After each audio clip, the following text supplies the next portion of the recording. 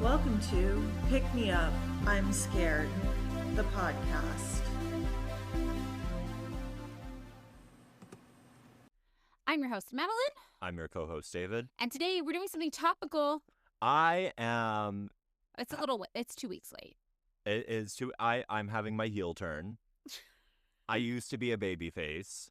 Yeah, you're learning. These are words you just learned this morning, I'm guessing. No, this is the. You know these. This is the extent of my knowledge because they are suffused into pop culture. Okay, got it. And also Vince McMahon is a bad man. Yes. I know that. You know that. I'm just saying words. There's no reason that I'm talking like this. This is how I always talk. This is how David always talks, and definitely is not, because today we're going to talk about the WWE, or in our generation, as it was known, the WWF. Yes. Hulk Hogan and unionization. I mean, Hulk Hogan is a bull, right? Yeah, I guess, yeah. And because he's in the fetish community and the kink community. Is he? You know, this is like a part of the Peter Thiel origin story. Wait, what? No, I don't know anything. But it's technically not the Peter Thiel origin story. Wait, what? Okay, so this is how Gawker Media died. I know Gawker Media died, and we will talk about this a little bit, but not a lot, just because they released a sex tape of Hulk Hogan having sex with somebody else's wife. With Bubba the Love Sponge's wife. Who is Bubba the Love Sponge? I believe he is a radio host. Okay. But earlier, Gawker Media had in their sort of Valley report, like they used to do like a Silicon Valley like gossip column. Yes. Had reported they had, I think, outed Peter Thiel. Okay, so for those of you who don't know, Gawker used to be like a news kind of tabloidy website, but it was kind of like edgy and fresh and young and hip for millennials. And then they released a sex tape of Hulk Hogan against his wishes, which I don't care what you think of somebody's politics. You don't do that. That's revenge porn. That's weird. And then he sued Gawker and with Peter Thiel's money. Oh, really? Okay. Yeah, Peter Thiel. Right, and I will say about Gawker Media. Here's what you need to know if you don't know. He won, and he won so badly, Gawker Media had to close its doors. And those decisions, Gawker made some questionable decisions. I think it is right to not post videos of strangers having sex on the internet without their consent. I think regardless of how much you hate the people in those videos, you should not post videos of people having sex without their consent online. I think that's sexual assault. I generally agree with you. I miss so desperately. I can't remember Katie something, the best restaurant in New York columns where they would go to the American Girl doll store restaurant. No, that's very funny. That was that was Gawker Media in its day. In its day, it was quite entertaining. It was some of the best. People of our age range. Bullshit to do while you should be doing your college homework. Right, or in my case, while you're at your office job and you're waiting for the bus to come and it's running late, so you're checking, you're like, I got 20 minutes at least. Yeah, I regret deeply the demise of Gawker. Yeah. It used to be really good. It was It was funny, and Hulk Hogan defeated it. And I with hate Peter to Thiel's say, money. What is the Peter Thiel's money thing? No, because Gawker Media had heavily implied, correctly, but again, it's questionable whether or not it was nice of them to do this or ethical for them to do this, that Peter Thiel was gay. Okay, so they outed Peter Thiel. You also should not out people even if you hate their politics, probably. You think you should? Okay, well, no, I have this asterisk in my head around this. Okay. That is Ted Haggard.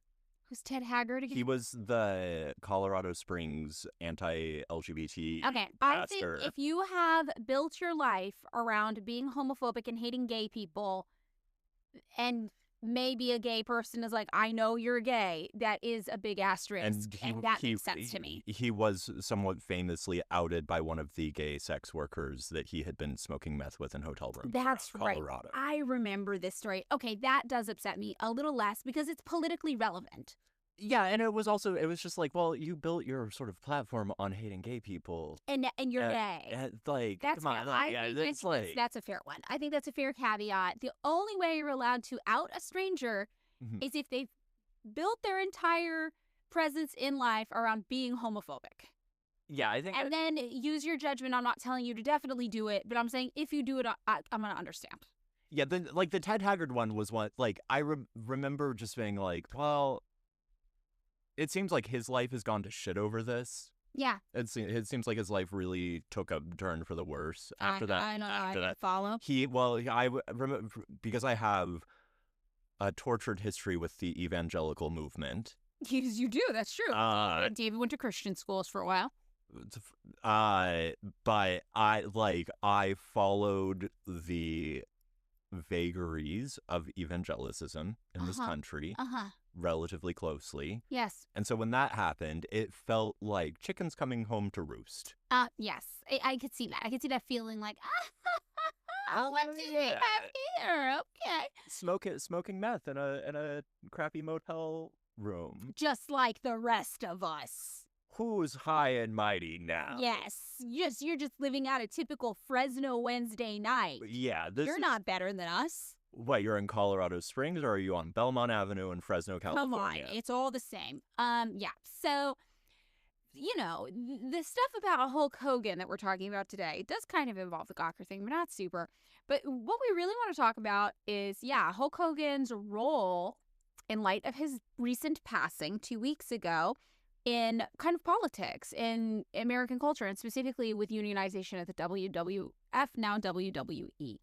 And is it my understanding, I know that some bad things have come out in the past couple years about Vince McMahon. Yes. I'm assuming we'll get into that. Yes. Yes. Okay. So here's what launched all of this, wanting to get into talking about this, because it is a very specific topic. And I grew up watching, back when it was called WWF, WWE. I grew up watching. Who was your favorite? Hulk Hogan was my favorite. Do you remember the Hulk Hogan rap album? I think I do, actually. I don't know if I'm remembering it or you're saying it and I'm just imagining things because it feels so on brand. This was a friend of ours. That's why you talk about this. A friend of ours who lived at a house in Fresno called the 7-Eleven House. Yes. Used to play that album fucking incessantly. Okay, that's probably where I know it from then, because I was at that place. So yeah, that makes sense. So I was such a Hulk Hogan fan as a little kid that I actually had a Hulk Hogan body pillow that was my size that I would carry around with me everywhere. It was the size of me and it was shaped like Hulk Hogan, like cut out like arms and legs and everything. And I fell asleep holding this thing. So you made Hulk Hogan Little Spoon. No, I was still Little Spoon. He held me tenderly, the body pillow Hulk Hogan, as a child. This was like, I loved watching wrestling. And some of my friends, they were more like Stone Cold Steve Austin. I was like, no, it's all about Hulk. What about the Undertaker? The Undertaker was not really my thing either. I was Hulk Hogan. I was into Hulk Hogan. So, obviously, you grow up, you should never have idols, right? I know a lot about Hulk Hogan now. He's a very perplexing person. And every time I've heard his name, though, pop up in the news, I've been like, oh, what? Like, what? Like, I always pay a little bit of attention just because as a child, he was one of my favorite entertainers. I mean, he was. I was not like a wrestling kid. I was definitely. I feel like that and like monster trucks just sort of passed me by as like things that I loved monster trucks too. Like, and like all my friends were into it, and I think it was just because my parents wouldn't let me watch TV. So I was just like, well, I don't know what you guys are talking about.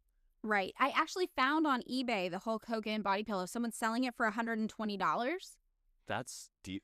And I can tell you how big it is, and that'll tell you how old I was. Okay, this thing was my size. This can't be real. It was 22 inches tall. Okay, the fact that I had to be little taller than it. No, carry it. So that's like 2 feet off the ground. So I was probably 2.5 feet tall. How many I don't years know. old is I that? mean, you were 4 or 5. Maybe 4. Yeah, I don't Yeah, know how yeah. tall children are. How old is a 3-foot child? How old is a 3-foot alligator? How old is it? Is something somebody asked. Around 2 years old. So I'm a small. I don't so think I'm probably you were around 2. 3. I don't. Probably around 3. Like I think I. was a This is toddler. I. Some of my earliest memories are this Hulk Hogan body pillow. I'm telling I you. always like the way like every time you narrate your life, I'm always like no idea how time works. I'm like none of this fucking makes sense. The Right, timelines for my life are all wrong. I am not good at time. And this is like right when you have narrated things where it's like I was there. And you're like, this timeline is completely This is fucking incorrect. crazy. Like what? Like yeah, you're like this is I was 12 years old partying in Los Angeles at not 12, but definitely I remember when I first started coming to LA to party because there was an 18 and up club. Yes. And I was not old enough for it. No, And then I remember Brianna was like, when you like turn 19. 18, we're going to go for real to this. I'm going to say that, like, here's my understanding. Like, I was like around, but not there for this. Yes. Right. I am going to say when you moved back to the place across the street from Hamilton Middle School, so when you were 17, yes, we were at City College. Yes. This is when all that started happening. Probably. That makes sense. Yeah. Yeah. Yeah. 17 makes sense. Yeah. So, okay, whatever the case. Hulk Hogan. Hulk Hogan. I was around the size of a Hulk Hogan body pillow. The that gives you any insight into my age when I was a I'm just going to say that, like, retrospectively, Hulk Hogan body pillow takes on really sinister meanings. Okay. All right. Well, I encourage you all to Google Hulk Hogan body pillow. I encourage you all to get your own Hulk Hogan body pillows. On eBay for $120. Go on Amazon. Sounds like a great investment. Get one your size now, or like an actual life size. You know, my sister had the life size Barbie with the dresses. Oh yeah, those things were like 4 feet tall. They were taller than me. I think. Well, the problem is my sister was like 12. She was too big for my size. She was not the size. You know who was? So you. Cool. You know who ended up having to wear all those fucking gowns? Oh my gosh, so fun. Yes, part of why you did not have a good time at the Christian schools, I'm guessing. I'm just saying, Melissa, fuck you. Yeah. Okay. So, I grew up obviously feeling a warm affinity for Hulk Hogan in my childhood, is the point of this. So I paid special attention when on July 24th, around 2 weeks ago, as of now when we're recording, not even like 10 days ago, in Clearwater, Florida, Hulk Hogan died. Dead. I'm okay with that. Yeah, I mean, you know, we all gotta die someday. He led a big life full of very weird things. He died of a heart attack. He was 71 years old. And we now obviously know Hulk Hogan, not the best of us. If we're thinking about best of us, nobody's going to name him. I love how in every instance, you are the God's greatest trash talker. Just like it is a natural born talent. Yes, it is. You talk such good trash. I mean, I've really reeled it in lately. I am so fucking annoyed at it. It's like how I used to be. It is like watching Michael Jordan play baseball. It is. I'm not dunking. You're not dunking. I'm not dunking because I was too good at it. It made people uncomfortable. It was my I liked watching you make adults cry when we were teenagers. I liked you yelling at cops. Yes. You know, I'm trying to be a grown-up. So, grown-up Madeline, suffice it to say, Hulk Hogan was the best of us. He was bad. Let's just say he was a bad man. He was a bad fucking... was a bad man, and he lived in Clearwater, Florida, and that feels like the perfect place for him to live. And I don't know anything about Clearwater. I'm sure there are lovely people there. There are lovely people in Clearwater, Florida. I bet Hulk Hogan was not one of them. You know... So where was he born in Florida? Actually, we're going to get into a little bit about his bio. We're going to do it. Okay, okay. So the thing that was interesting to me, Val, is so I'm me, right? And I have this memory of me with the Hulk Hogan body pillow. I have the adult knowledge that this is an objectively very bad man that I used to have a cut out body pillow of that I spooned as a child because American capitalism is just so fucking weird. And then I'm like, what the fuck? This guy died? Oh, that's so weird. God. Okay. And then I hear this from Jesse the Body Ventura. And so Who is Jesse Ventura was not my era of watching wrestling. So my only knowledge of Jesse the Body Ventura is that he used to be a pro wrestler and then he became like a politician. he And was governor of Minnesota? he was. And I didn't have much knowledge of him. So to me, I'm just like, this is just this oddball kook I don't really know anything about. And Jesse the Body Ventura, when everybody's like, oh my God, Hulk Hogan died, how do you feel about it? He immediately hits every single news source he can with just shit talk. And so he goes on MSNBC and he says, I tried to unionize wrestling. It was Hulk Hogan who cut my legs out from under me. Hulk Hogan went to Vince McMahon, ratted me out, and subsequently later on cost me my job. And now in the light of Hulk Hogan's death, Jesse Ventura is just taking him to task and being like, do not honor this guy's legacy. He is a rat, he is a union buster, and he is a bad man. This is often... Apparently, I do know weird facts that have nothing to do with wrestling about wrestling people. That makes sense to me. Chris Kyle. Don't know who that is. The American Sniper. Okay, don't know who that is. So the American Sniper guy, there was a movie made about him that is like do you know what it's called in Israel? Shoot and Cry. No. As a genre of movie. No, what? So I think the classic example is this like animated movie that's called Waltzes with Bashir or whatever, that is about the Lebanon War and the massacres committed sort of under the aegis of Israel in Lebanon. Yes. But it's like this genre of movie that like became really popular post Iraq and Afghanistan in America, where it's like, we did bad things and now we feel bad. Right. Shoot like, and cry. Shoot, This yeah, makes sense. yeah. Yeah. But so Chris Kyle wrote this like memoir about how much he loved killing like Iraqi civilians and children. Jesus. And then there was like a movie that was kind of Shoot and Cry that tried to humanize him and made it about how much like he loved his wife or some shit. Oh God. And also he bragged about shooting people in New Orleans during Katrina. What the fuck? But like, which is like probably a lie, God, this right? is wild. But like one of the to the Jesse Ventura thing, he he bragged about beating up Jesse Ventura in a bar fight in Minnesota because Jesse Ventura had disparaged the Navy SEALs. Wow. And Jesse Ventura sued him, and I believe I can't remember. Someone else can look it up. One sued him for defamation. I mean, that makes sense. That would be really bad for your reputation if a random dude beat you up and you used to be a pro wrestler. Yeah. Yeah, this is really, really interesting. So I heard this and I was like, whoa. What is up with Hulk Hogan and the union busting and this Jesse Ventura situation and this guy who used to be a pro wrestler and now he's a politician? I got to learn so much more about this.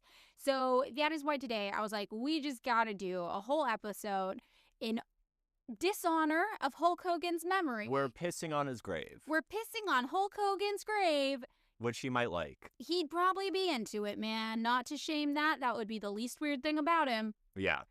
We're going to talk, about Hulk Hogan and the unionization of the WWE. Or the failed unionization. The failed, yes. Spoiler alert, it's still not unionized to this day. So, to start off, the WWE, as it's known today, started out in 1953. And originally it was founded as something called the Capital Wrestling Corporation.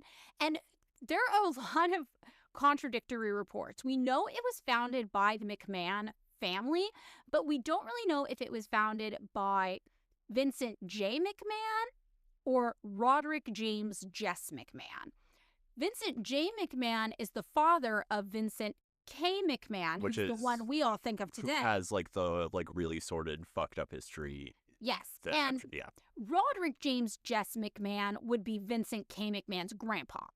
Okay. So it's one of these two older McMahons who started it. And is it my understanding, like wrestling, even today, though it seems like it's been much more centralized, there are essentially like a lot of farm leagues and like little independent sorts of like regional variations on wrestling. Yes, this is 100% true, and it was even still true during the times of Capital Wrestling Corporation, founded by one of the elder McMahons. And it wasn't until we get to Vincent K. McMahon, which if you follow wrestling at all, that's a name that might stand out to you, who really kind of changed this whole system. And this is really a story of capitalism at its core.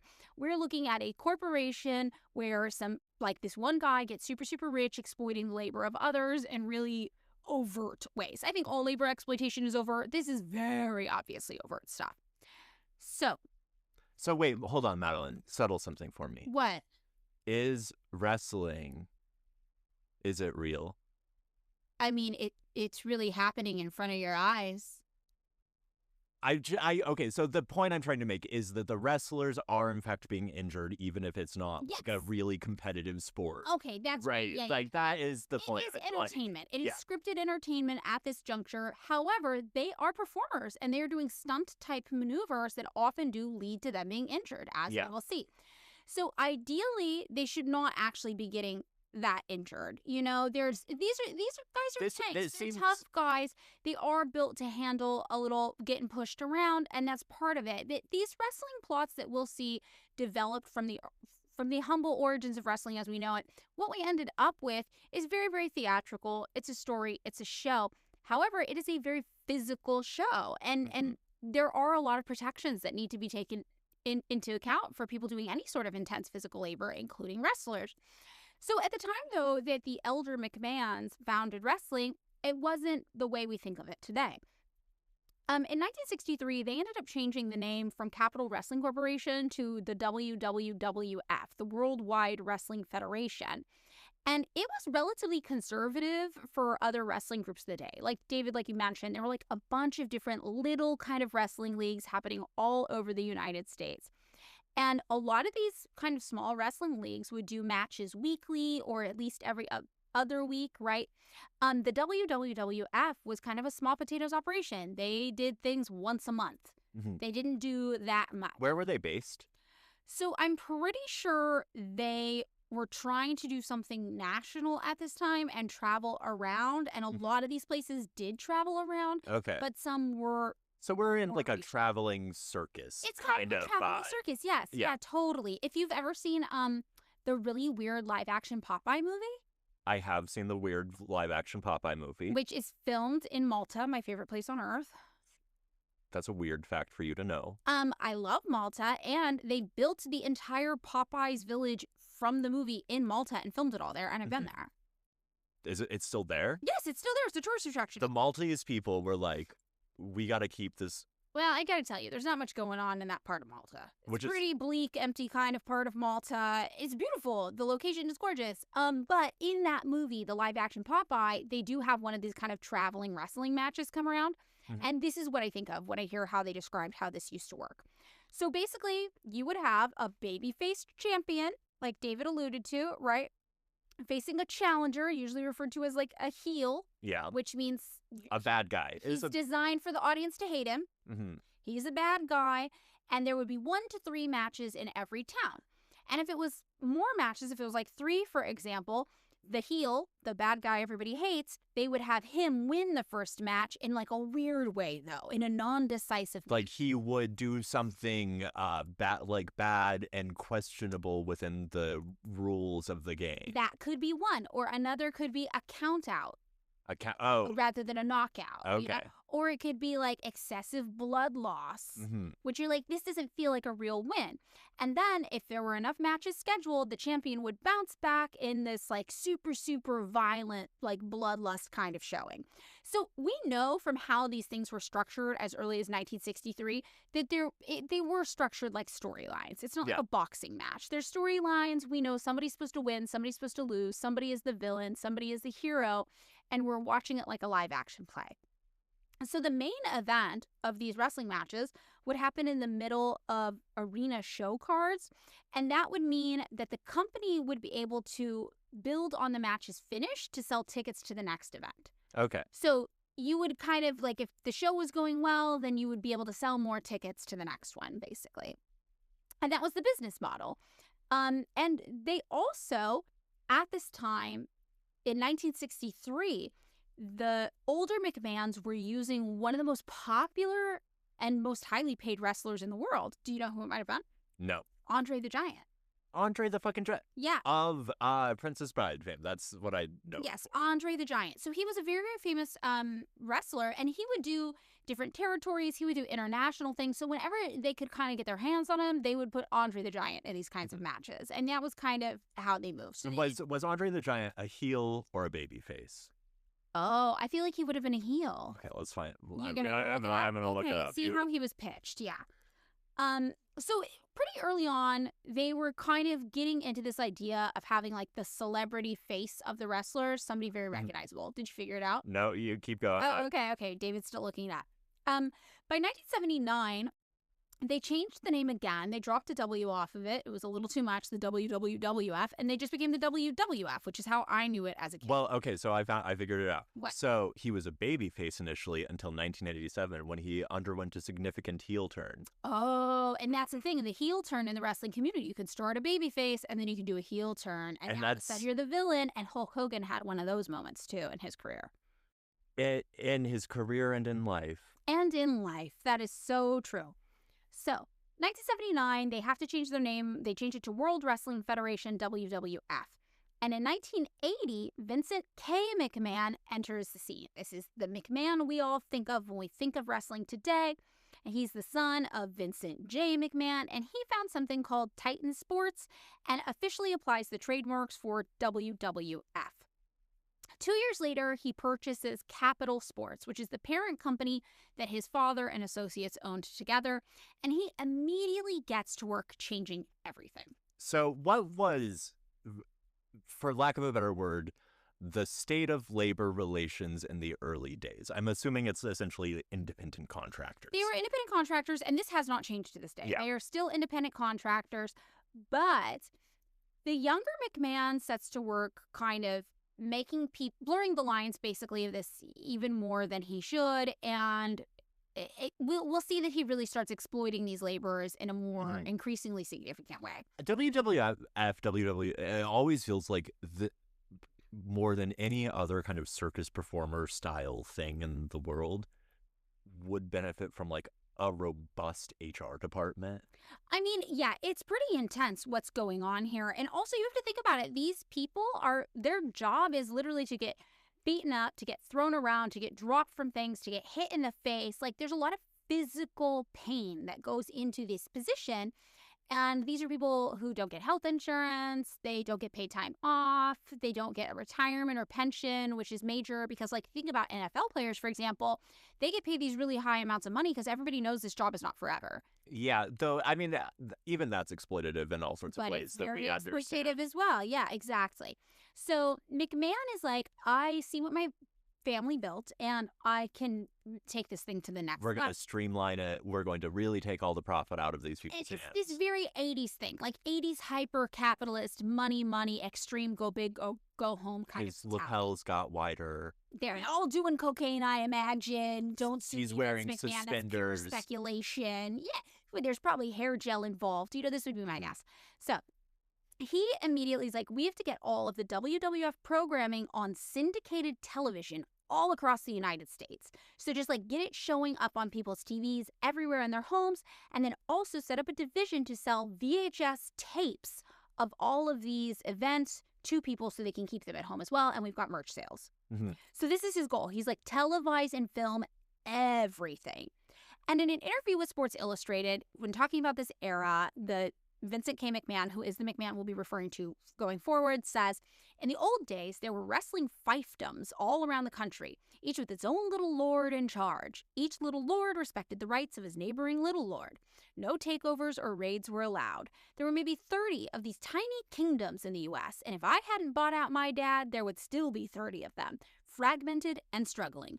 I, of course, had no allegiance to those little lords. This is as like a story of American capital.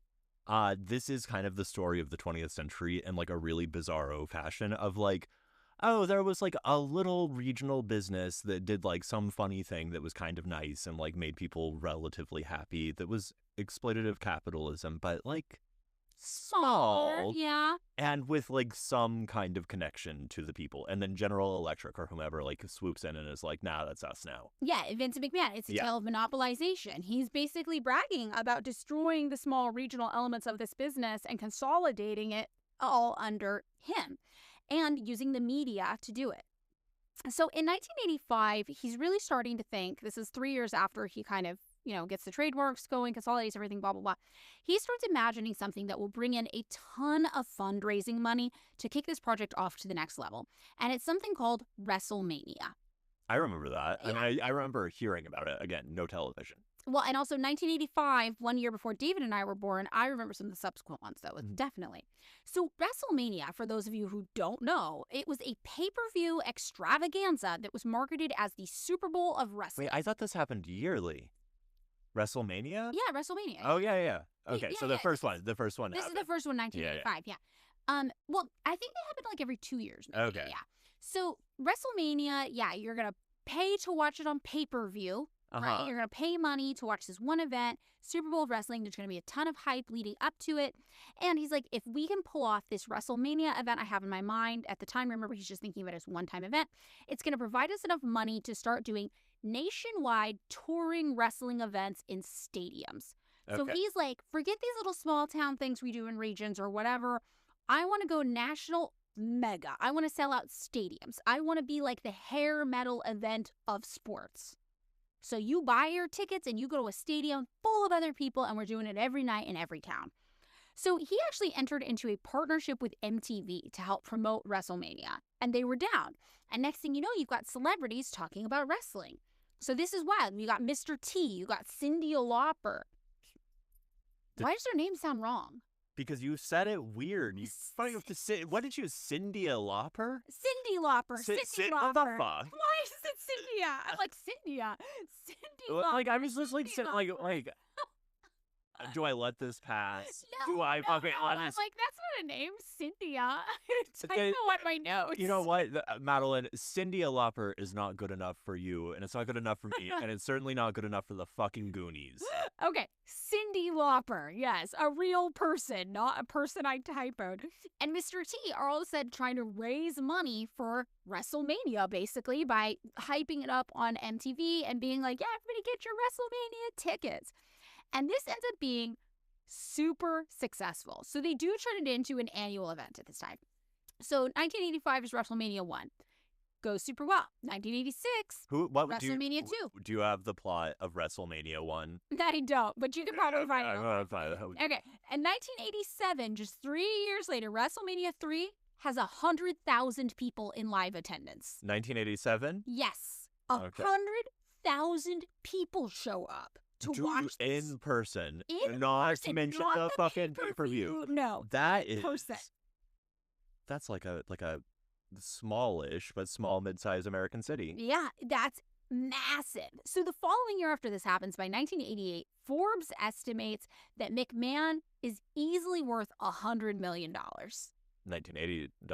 And that's in $1988. Yeah. So in 3 years, McMahon's idea for WrestleMania makes him, he started out probably a pretty rich guy, I would guess. He becomes just super, super wealthy off this. I'm going to say 1987. Yeah. Remember I said Andre the Giant's heel turn? Yes. In the 1987 WrestleMania, you know who he fought? Who? Guess. Well, not Hulk Hogan. Hulk Hogan. Really? He fought Hulk Hogan. Oh. This was, he became the heel against Okay, Hulk that Hogan. makes sense because Hulk Hogan was the crowd pleaser. He was a fan favorite. So, 2011, we have to rebrand the WWF as the WWE. Why? Oh, because they get sued by the World Wildlife Federation. That's fucking rough. You know what? Also called WWF.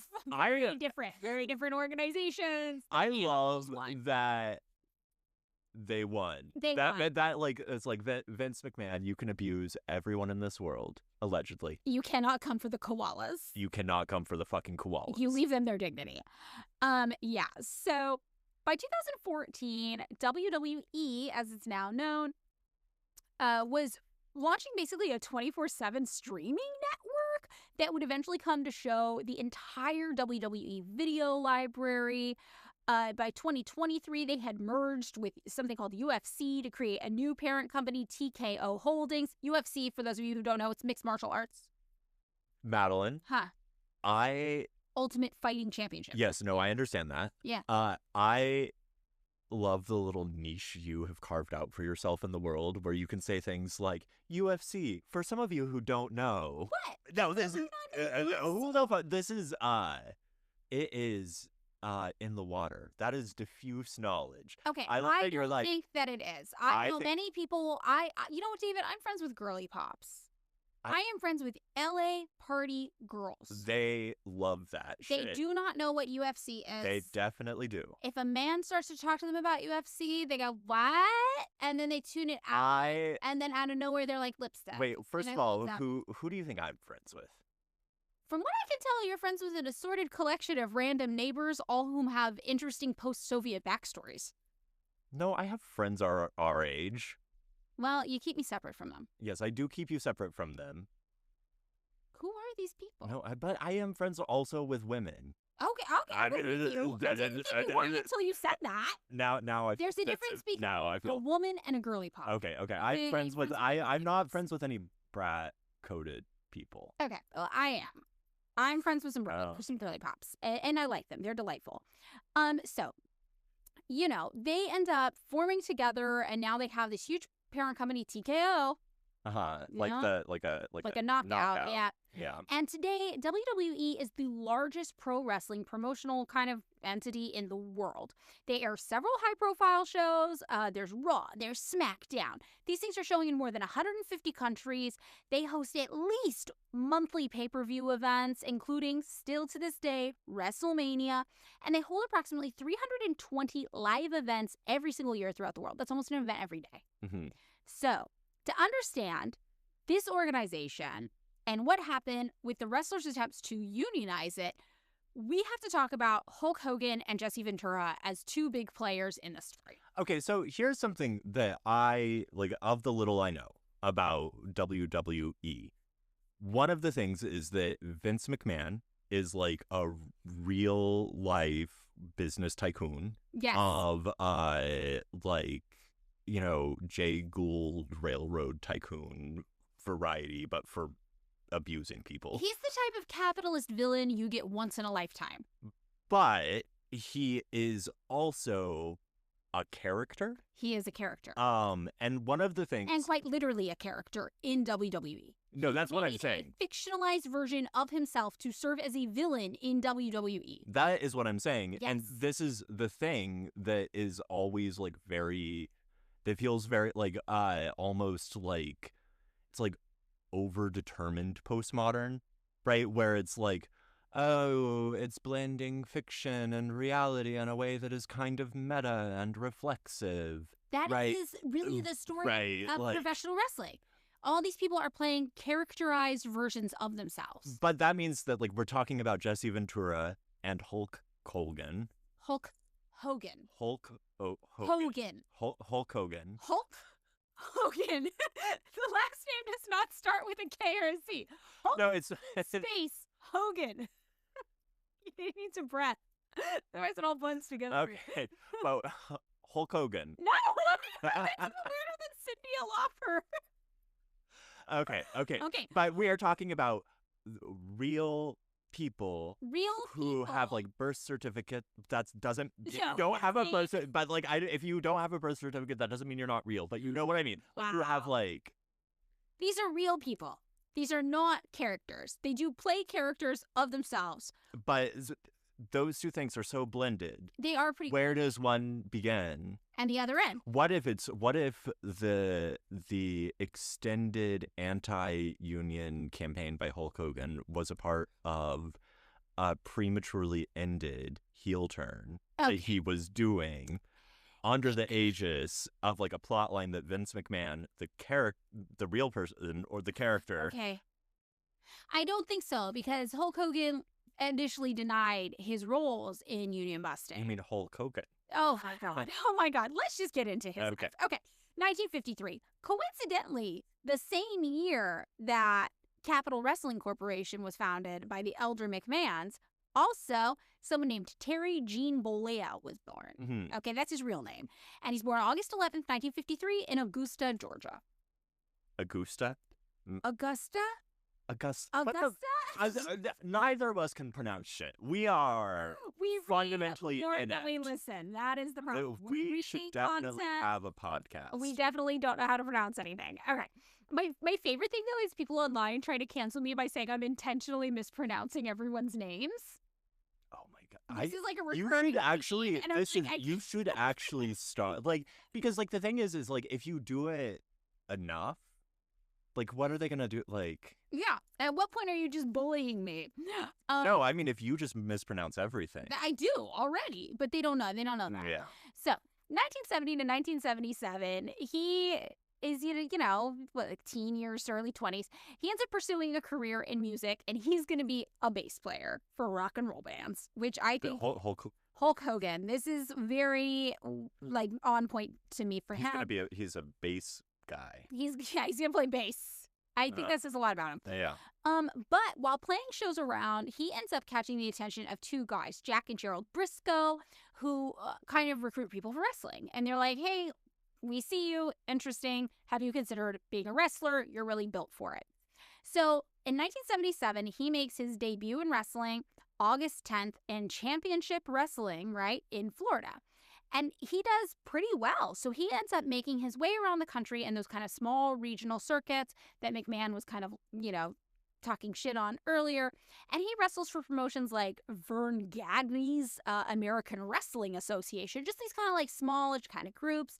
He ends up going overseas and even does some wrestling gigs for the New Japan Pro Wrestling League, which was founded in 1972 in Tokyo. That was kind of a new one. By 1979, he had officially caught the eyes of McMahon. And this is when he made his first appearance for the WWE. And that is where he officially got the ring name Hulk Hogan. And in 1982, he had a cameo in Rocky III as a character named Thunderlips. I'm sorry. I'm just going to say the body pillow being nicknamed Thunderlips, it's all very kink-coded. And I guess when we get to the part about the sex tape, you probably know more about the contents of it than I do because I refuse to engage with it on principle. But I do not refuse to hear what you have engaged with. Well, no, it's just, okay, this is the thing. You are so morally fucking pure. Well, I try. You are so, all I know about you, that all you want to do is give advice.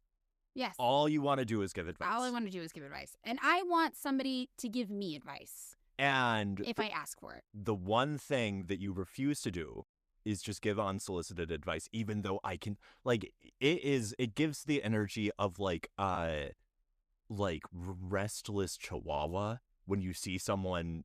This is my energy constantly. No, but it's always chihuahua. No, but it's I want to get in there. I want to fix whatever. Yeah, well, I'm trying. But you want to gossip. You would be Page 6, Daily Mail, the whole fucking thing. And I don't do it because of ethics. You would be so good. But this is the thing. You have to stop yourself from your evil impulses. You don't. Something funny that happened to me online recently is somebody is like, what happened to you, Madeline? You used to be so chill. And it was like, nobody in the history of ever meeting me, even for a second, has referred to me as chill. This is peak parasocial, no single human being has met me and been like, Madeline, real chill person. I think I will say, you gave a more chilled out vibe when you were mean. Because you weren't so anxiously trying to be good. Okay. I think you should. I'm just saying, I am going to be the devil on your shoulder. You want me to be as mean as I was when I was 15? Well, no, but I mean, I think you could be so much better at it now. You've had a lifetime's worth of experience. No, You would be the what's the Devil Wears Prada lady? I don't know. What does that mean? You would be mean in a really larger than life way. I think it could be spectacular. Okay, for you. no. You would. I'm reformed mean.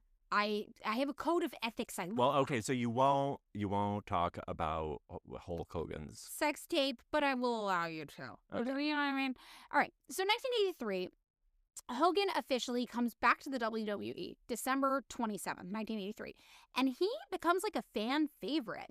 And Vincent K. McMahon, the one we talk about now, he kind of takes a special interest in Hulk Hogan. And he's like, people like you. I'm going to put a lot into supporting you and helping your storylines and kind of making you the central figure for this new version of the WWE, basically, that I'm creating here. And he actually created a character just to be Hulk Hogan's like villain counterpart, and that's Rowdy Roddy Piper. Mm-hmm. So soon after this, McMahon also signs Jesse the Body Ventura onto staff. All right, but we're going to talk about him later.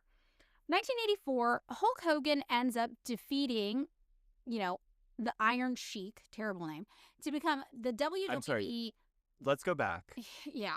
I feel like it's racist. I didn't look it No. up. It's. I mean, it is. Gotta be I know that, but the Iron Sheik. Yeah. Sheik. Sheik. Is it Sheik? Because I thought it was Shake. Really? I've said Sheik my whole life. For some reason, you say Chic. I think the 80s funk rock band Chic. No, like CHIC? Yes. Okay, no, this is SEHEIK, and I just looked it up. Iranian American professional wrestler and actor. Which was at the time, I will say, Iran Contra is going on. Yeah. Iran is public enemy number one. And he's the bad guy. We are secretly funding Iraq in a war against Iran. Yes. Their civil war. Yeah. They're not civil war. They're border we've war. We've just come a couple years off of we're about a decade. The hostage crisis. Yeah, we're about a decade from the revolution. From the revolution, exactly. Yeah. I mean, so we, of course, in true American fashion, have a villain, right, called the Iron Sheik. This is Iranian. I feel like a few years later, we get Libyans a lot as like the bad guys. This totally makes sense. Like so this is politically coded and racist and weird. It's just like, yeah, we hate the brown people. And Hulk Hogan, a white American-looking blonde man from Florida, gets to defeat the Iranian villain. I don't know why. Like, I think you are not giving American racism its due. We were hyper specific about who we were being racist against. It was Libyans. It was Iranians. It was these villains that we cast in our media are always following the same tired playbook of like whoever the United States is trying to demonize today. And I'm surprised we've never had any like North Korean villains involved in any of this. This is, I mean, I think like because the problem is that granting our stereotypes about North Korea, it would have to be like an emaciated guy who could. Oh, that's true. Right. So this is true. The way that racism manifests against like Asian people, generally speaking, is that we like make them to be like weak or effeminate or something like that in American culture. So they don't often get to serve as like our well, no, this is I can't guys. remember who wrote the book, but there's a really fabulous book called Techno-Orientalism that is about the ways in which like specifically like East Asia or like American racism about East Asian people works, in which it's like a kind of like hyper futuristic technologically advanced thing that is also effeminate and infantilized in this weird way. Like it's like this totally, but like it's like kind of contradictory because it's like you're the most technologically advanced people in the fucking world, and also you're like little children. Well, yeah, that means we could kick your ass with our big muscles because we don't need any computer smarts. It's like a very weird. So our racism manifests differently based on the type of race that we are vilifying and how we vilify it.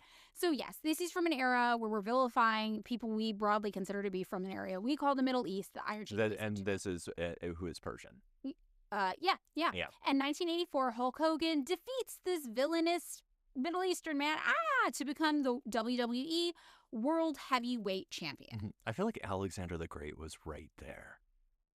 As like right, like this is like if you're gonna do like a Persian stare, like yeah. So whatever, he's officially like crowned basically as the Americana poster child in this exchange. This is literally, it's like a political fight proxy playing out in this very pageant form, and by Hulk Hogan winning, he is symbolically representing the United States, kicking Iran's ass. Yeah, which I gotta say we still haven't done. Well, no, we're not great. We don't have the best track record in Iran. So upon his victory, WWE commentators there exclaimed, Hulkamania is here. right? And this actually became a thing. Like, it ushered in one of the most iconic eras in all of wrestling history. We called it Hulkamania. People were losing their minds for Hulk Hogan. A couple years later, I've got the body pillow. It's happening. So Hogan becomes the most popular star in wrestling and remains that way for years to come. And they set up all of these other wrestlers to kind of be villainous fall guys to him, like Andre the Giant. So that makes sense, like you were talking about. But this is, I mean, I gotta imagine this is like, right, the whole point of like a heel turn for a babyface is that it's boring. If you're just a babyface the whole fucking time, you gotta spice it up a little bit. You gotta be bad. You gotta be a little bad. You get to have a little fun. There's also people like Sergeant Slaughter. They also gave him a tag team partner, Randy Savage. We all know. Oh, yeah. So 1991, the first major kind of controversy hits the WWE. And Hulk Hogan and other wrestlers, it's reported, are going to testify that they bought steroids from the WWF at the time, as it was called, Dr. George T. Zahorian, who was being charged with the illegal distribution of steroids. And steroids are a controlled substance. Yes? I believe they are. Yeah, there's a lot of different broad terms and applications of steroids, but basically like performance enhancing. But like if it's like, right, like, because like the whole, like the reason that Sammy Sosa and who's the other one? I don't know. The baseball players. Why would I know anything about baseball? We haven't done a podcast episode on it. Okay, well, in the late 90s, there were two baseball players who both had home run records, Sammy Sosa and another guy. Okay. Who I don't really care about. Who then both got credibly accused of doping. Okay. Right? But like the point was, like, the controversy wasn't like they did illegal drugs. The controversy was that their home run record was invalid because they had done performance enhancing drugs. Okay. Does that make sense? It does. So anabolic steroids, I just Googled it, are classified as Schedule 3 controlled substances under the federal controlled substances. Okay, so it's both illegal and it's performance enhancing. But so like but everybody kind of knows wrestling's fake. So for this, it's more about, you're doing illegal drugs, basically, that were provided by the WWE's doctor. So that's the scandal. So it's like the doctor had given them coke. Basically, yeah. Kind of like that. Sold it to them even. Didn't even give it to them. That sucks. That, like, it's like, hey, you're going to take steroids for your job, but you didn't pay for them. You're going to destroy your fucking body. Give yourself a horrible heart condition long term. Yeah. And also, you're not even going to get a fucking discount.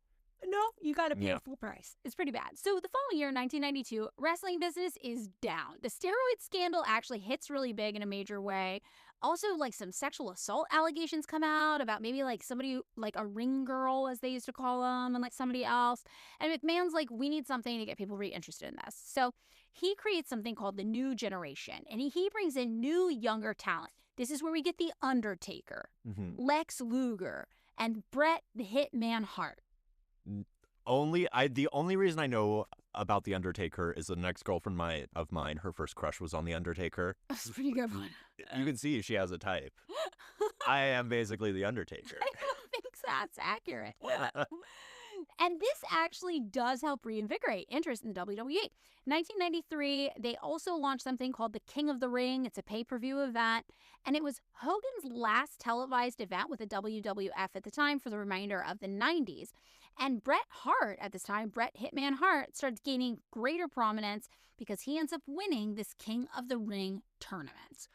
Okay, so this is the thing, right? Again, with the like weird metafiction, like blending fact and fiction, right? Like if it's all scripted, then it would seem like he ends up winning, so he gains popularity, is like a reversal of the causal order.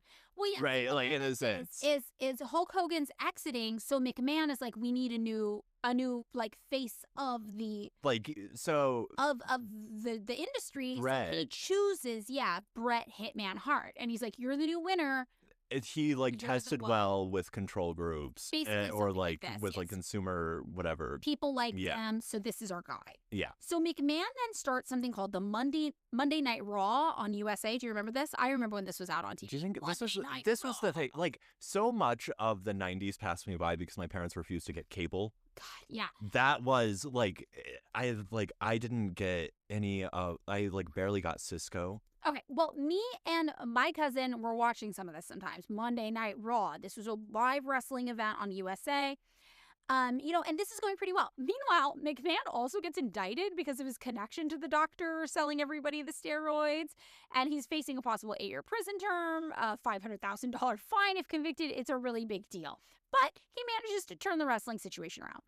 So in 1994, this steroid trial begins. The prosecutor kind of like gets everybody all feeling weird about professional wrestling. He promises to expose, quote, the dark, corrupt underbelly of WWF.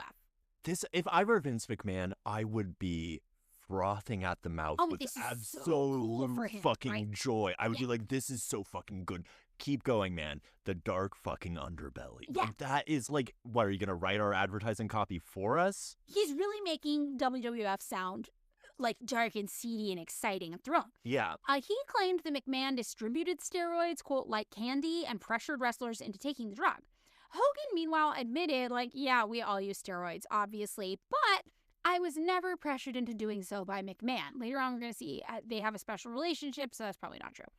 A week later, McMahon ends up getting acquitted of all charges, though, and is quoted as saying, I'm elated. Just like in wrestling, in the end, the good guys always win. Oh, my God. Yeah. This is... I know that that McMahon has been credibly accused of, like, really, really bad shit. Yeah. And so the idea of him being happy, elated even, I don't love. Yeah, what is the bad stuff you're thinking of? Because I'm only covering wrestling related stuff. Oh, I know, like, if I understand correctly, there are some, like, really bad assault and exploitation allegations against him.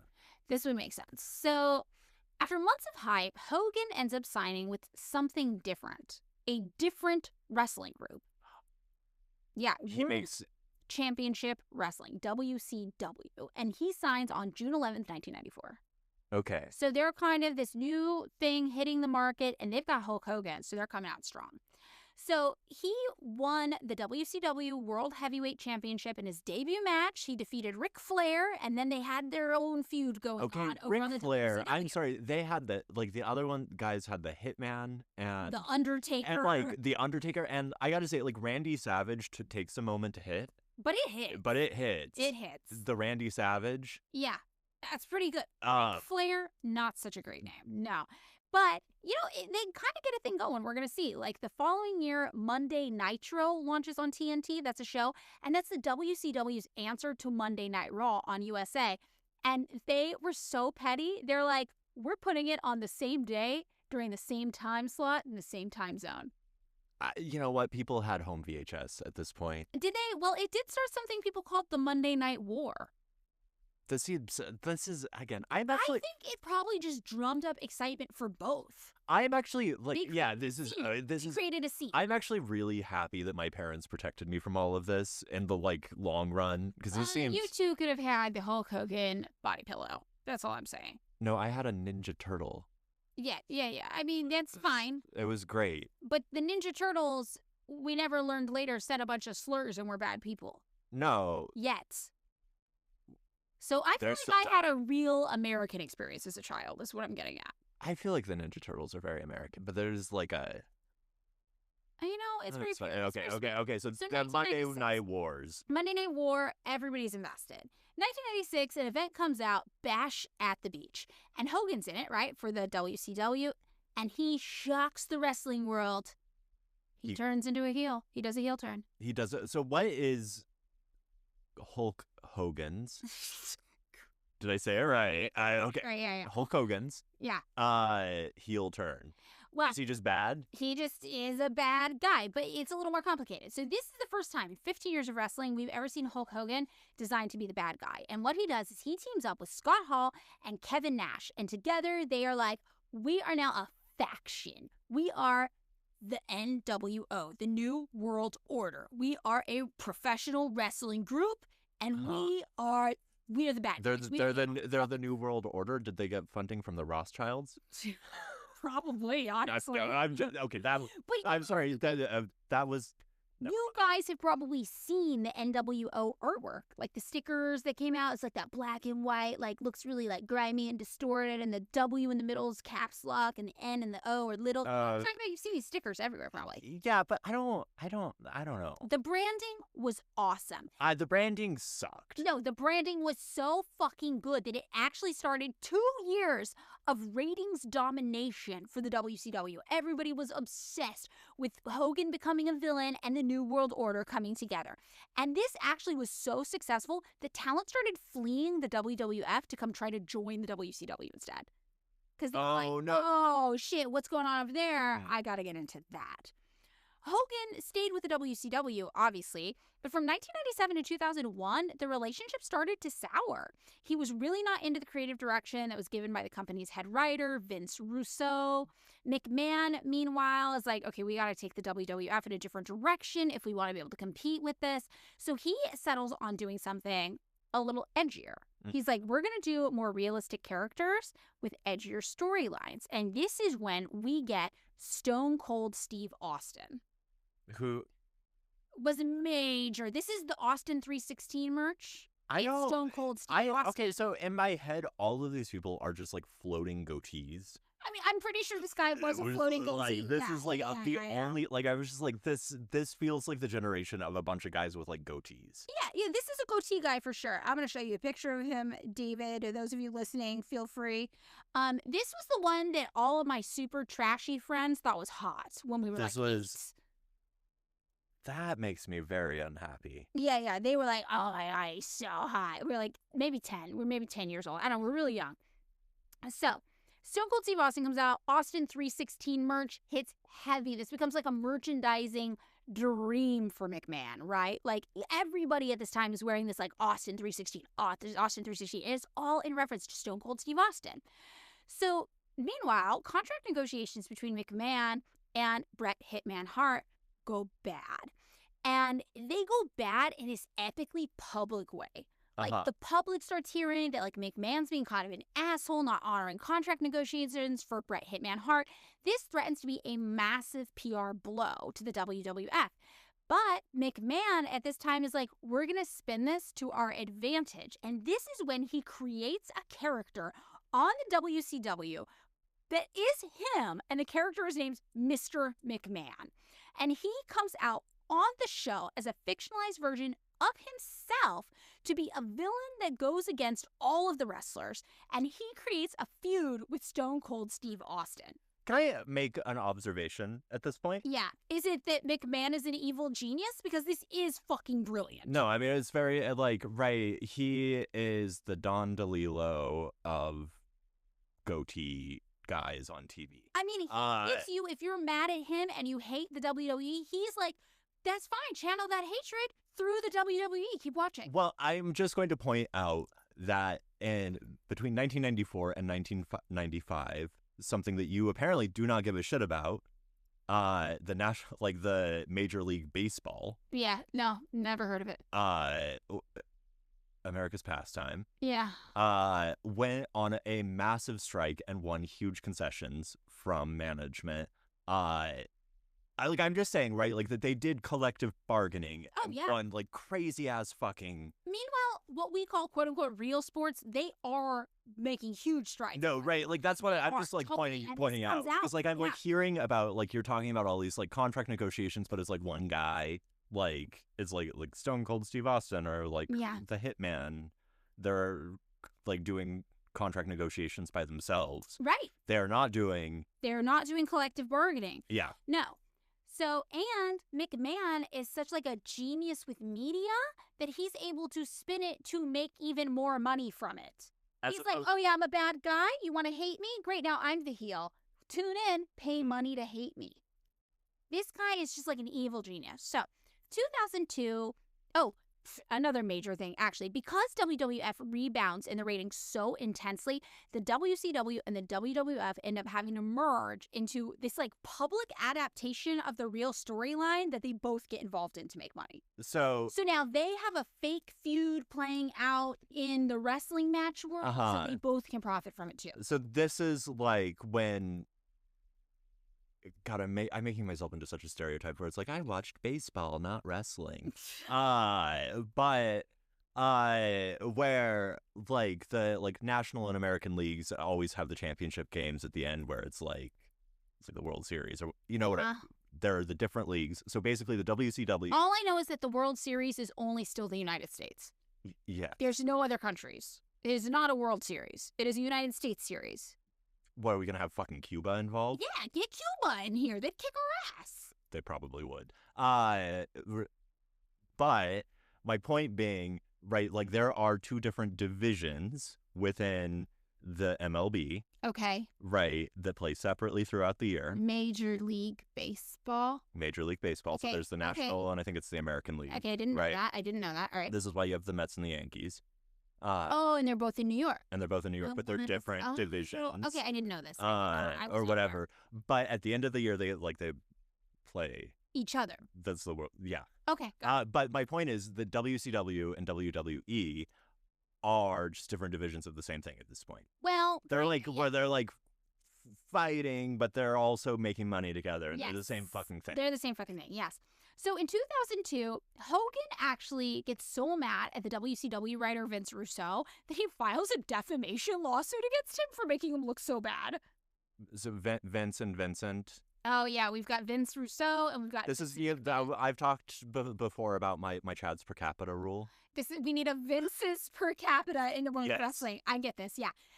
So February 17th, 2002, Hogan is officially done with the WCW, comes back to the WWE. At this point, the WWF has had to change their name because they get sued by the World Wildlife Fund, and the World Wildlife Fund wins, so now they're WWE, not WWF. And Hogan comes back, and it's good for him because now the WWE is doing better than the WCW. Like, he's just going, wherever he goes, basically, that thing gets popular. And it could be cause and effect, or he could just be timing it right. It depends. So he ends up getting built back into the regular schedule. He's once again the star of the WWE, and he starts getting these new competitors going up against him, like The Rock, hi, hello, The Undertaker, right? These really big names. My doppelganger. David's doppelganger, yeah. And he also debuts a new character that's him, but as a different guy. That's not because so he's already been the villain on the show for a little while. Yeah. And now he's another guy. Now he's coming back and he's like a hero again. Yeah. But also he makes another thing that he also does sometimes where he wrestles as somebody called Mr. America, who is a masked patriotic luchador. Okay, so can I make an observation? Right, one of the things that's really funny about American entertainment is how folded into capitalism hating capitalism is. Like, the most popular topic of American entertainment is a rich guy getting it. Yeah. Right, yeah, and then it makes the rich guy richer. No, yeah, I mean, it makes the real rich guy richer. Yeah. But right, but it's we get it's very postmodern in a way that I find frankly annoying. But where it's we get a kind of cipher for the thing that we actually want, which is for the rich guy to actually fucking get it. Yes, totally. So 2005, Hulk Hogan gets inducted into the WWE Hall of Fame. From 2009 to 2013, he ends up signing a full-time contract with a new wrestling group called TNA, and people really criticize this. People are like, this was actually bad for TNA in the end. Whatever. 2012 is when he ends up successfully suing the news website Gawker for an invasion of privacy when they published the leaked sex tape showing him in bed with his best friend's wife. Is this the point at which I? Oh yeah, but it's important to know that this was basically showed as some sort of proxy battle for larger culture wars going on at the time. It ends up putting Gawker out of business.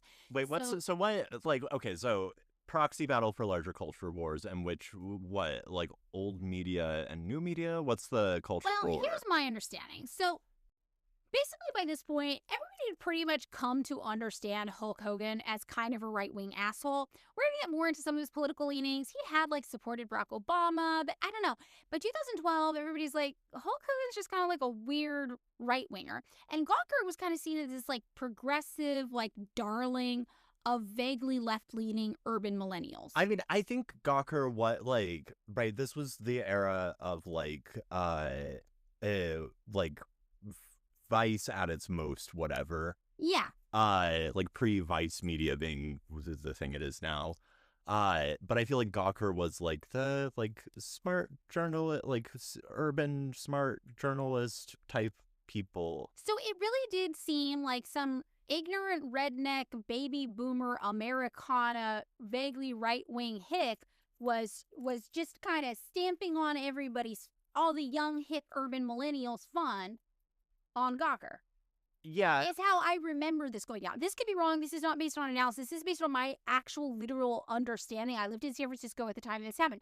But I remember even in San Francisco while this was happening, everyone was like, oh, it's fucked up. Hulk Hogan is suing Gawker. I was like, I mean, yeah, Hulk Hogan's like a weirdo, and we know that now, but like, you probably shouldn't publish someone's sex tape on the internet. That's fucked up. No, I mean, because imagine it's not Hulk Hogan. You know, that's not like a precedent you want to set. Like that's everyone. I think the general take was like, new media, like, was still drawing its boundaries, right? Like, and like still trying to figure out what was like acceptable and unacceptable, and Gawker was kind of like the spearhead of that. And they became a casualty of it. And they became a casualty. Because they pushed it too far. Yeah. So what do you remember about the sex tape in particular? Well, I already mentioned Bubba the Love Sponge. Yeah, I don't know what that means. Who was, like, I think a shock jock radio host. Okay. And if I recall correctly, and I guess, do I have to do an alleged here? Yeah, we'll keep it all alleged. This is all alleged. Everything is bracketed in allegeds right now. That it was like a cuck bull scenario. Got it. And that was the scandal. That was like the why it was interesting to report on the Hulk Hogan. Okay, got it. And Hulk Hogan was the bull. Yes. Got it. Okay. So whatever happened, this is, I think, way more information than any of us should have about a celebrity's sex life. I mean, I read Lipstick Alley every day. Oh my God, really? Yes, of course I read God, You're so messy. You love gossip. I hate gossip. I think celebrity gossip is like one of the signs of like the peak failure of American capitalism. Like, I'm sorry, Matt. Peak it is. I feel like this is. You told me we should move it along, but yeah, put a minute on the fucking clock on this one. Because of me? Well, because this is the most myopic fucking take I've ever fucking heard you make. And you all were always trying to get us to fight while we do this, so here we are. Yeah. Okay. The entirety of, like, bourgeois literary culture, bourgeois public culture, was started by a magazine called The Tatler. Yeah. In fucking England in, like, the 17th fucking century. Yeah. This is just bourgeois culture. It is, yeah. And I, as, like, an inheritor of that culture, which you are too. You delight in it. But I just, like, I refuse to feel shame about it. I want to watch a man wrestle an alligator. I will not feel shame about that. I do not want to hear about that man's sexual relationship with a shock rock DJ's wife. I believe that I just think that it's all a part of the same thing. I think it's all a part of the same fucking thing. Okay, I could see that argument. It is the same, I guess. So, 2014, Hulk Hogan ends up returning to the WWE. And the following year, July 2015, the National Enquirer publicizes this leaked racist rant by Hulk Hogan. Do you remember this thing when it went public? Vaguely. What did he say? It's bad. He's using the N-word multiple times. Mm-hmm. He is expressing disgust at the United States at the idea that his daughter might date a black man. But it's hardcore racist. This is also, I'm going to say, like, like, the sort of, like, mediatized thing that the WWE is doing. This is perfect. Like, this is Vince McMahon, the villain. This is Hulk Hogan, the villain. Okay, what actually does not work very well for them, the WWE has to sever all ties with him. They even go so far as to remove him from the Hall of Fame, and they stop making all of his action figures. And he ends up having to go on a publicity tour and, like, beg for forgiveness from, like, the general public. He gets a black friend. Probably very publicly, very, very weird. And, you know, he is basically in the doghouse, but only for 3 years because cancel culture is not real. In 2018, the WWE reinstates him into their Hall of Fame. They welcome him back, and he ends up getting to make occasional appearances for the company again. So he ends up co-hosting WrestleMania 37, but he was so hated that the whole crowd would not stop booing him for being a racist fuckwad. So the WWE had to pipe in fake positive crowd noises in the recording to drown out the real boos. Because everyone hated him. I mean, Everyone's like, we didn't forget you're a fucking racist, weird piece of shit. or was this just a fabulous fucking plot line? No, I don't think this was I that think this is defined. like, this is the Because thing. his daughter, like, disowned him after he died. She was just like, yeah, I'm right. I'm not in that will. Get me out of there. Like, no. I'm just saying that the whole, like, that the blurring of fact and fiction in the professional wrestling world is so damn complete that it all serves the same purpose, whether you're booing or cheering. Which is, if that's true, which is to make Vince McMahon money. Yeah. Yeah. So, 2021, Trump's first term comes around. And Trump ends up choosing WWE CEO Linda McMahon, Vince McMahon's wife, to serve as his small business administrator during his first presidential term. Yeah. Okay. 2024, Hulk Hogan officially endorses Donald Trump. And he does this in a funny way. He's like, I used to be a Trump supporter in private. I was a coward. It's like, no, we all knew. We all could have guessed. This is not surprising to anybody. But he actually says this. Like, here's a quote. As an entertainer, I try to stay out of politics. But after everything that's happened to our country over the past 4 years and everything that happened last weekend, I can no longer stay silent. Wait, when did he say this? What he's talking about with last weekend, this was 2024. It was the week after the shooting at Trump's ear, which, not to be conspiratorial, but like, that was fake, right? Like, we all know that was real, right? That's my general vibe. That's me. I don't fucking know. I just wish, like, if it feels fake to me. I will say that the track record, look, I don't love the Democrats. Who does? The track record on successfully killing Republican presidents, with the exception of fucking Abraham Lincoln. Yeah. Not great. There is like the specific form of evil they have keeps them alive like forever. John Hinckley Jr., what the fuck, man? Yeah, so whatever happened there. So this happens, and then Hulk Hogan's like, oh my God, I try to stay out of politics, but whatever happened, oh my God, I can't stay silent anymore. So Kamala Harris had recently taken the stage at the 2024 like DNC, and she was brat, and Hulk Hogan meanwhile goes to the RNC, the 2024, and he takes the stage the final night of the convention of Milwaukee just before Donald Trump. He's like a surprise. But Donald Trump's supposed to come up? No. Who the fuck is that? Oh my God, it's Hulk Hogan. And he gets on stage and he's like, Donald Trump is a real American hero. And he then rips off his shirt, which is an old wrestling move he used to do, and underneath is a different shirt that's a Trump Vance shirt. And this picture I gotta say, oh, here's the thing. The Trump of it all, whatever, that makes sense.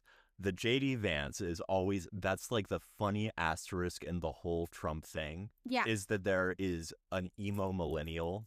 Yeah. As vice president. Yeah. Was he emo? I think he's emo. Oh, okay. Weird. But like, I'm just saying. Yeah, he's a weird one to add in. But like, where it's like, oh, you get this like very WWE vibe, and then you get like. And then JD Vance. And then JD Vance is like a YouTuber or something. Yeah. Right? Is he a YouTuber? I feel like he wrote like Hillbilly Elegy. I want to be in Harvard, and you poor people should knuckle up and. Oh, okay.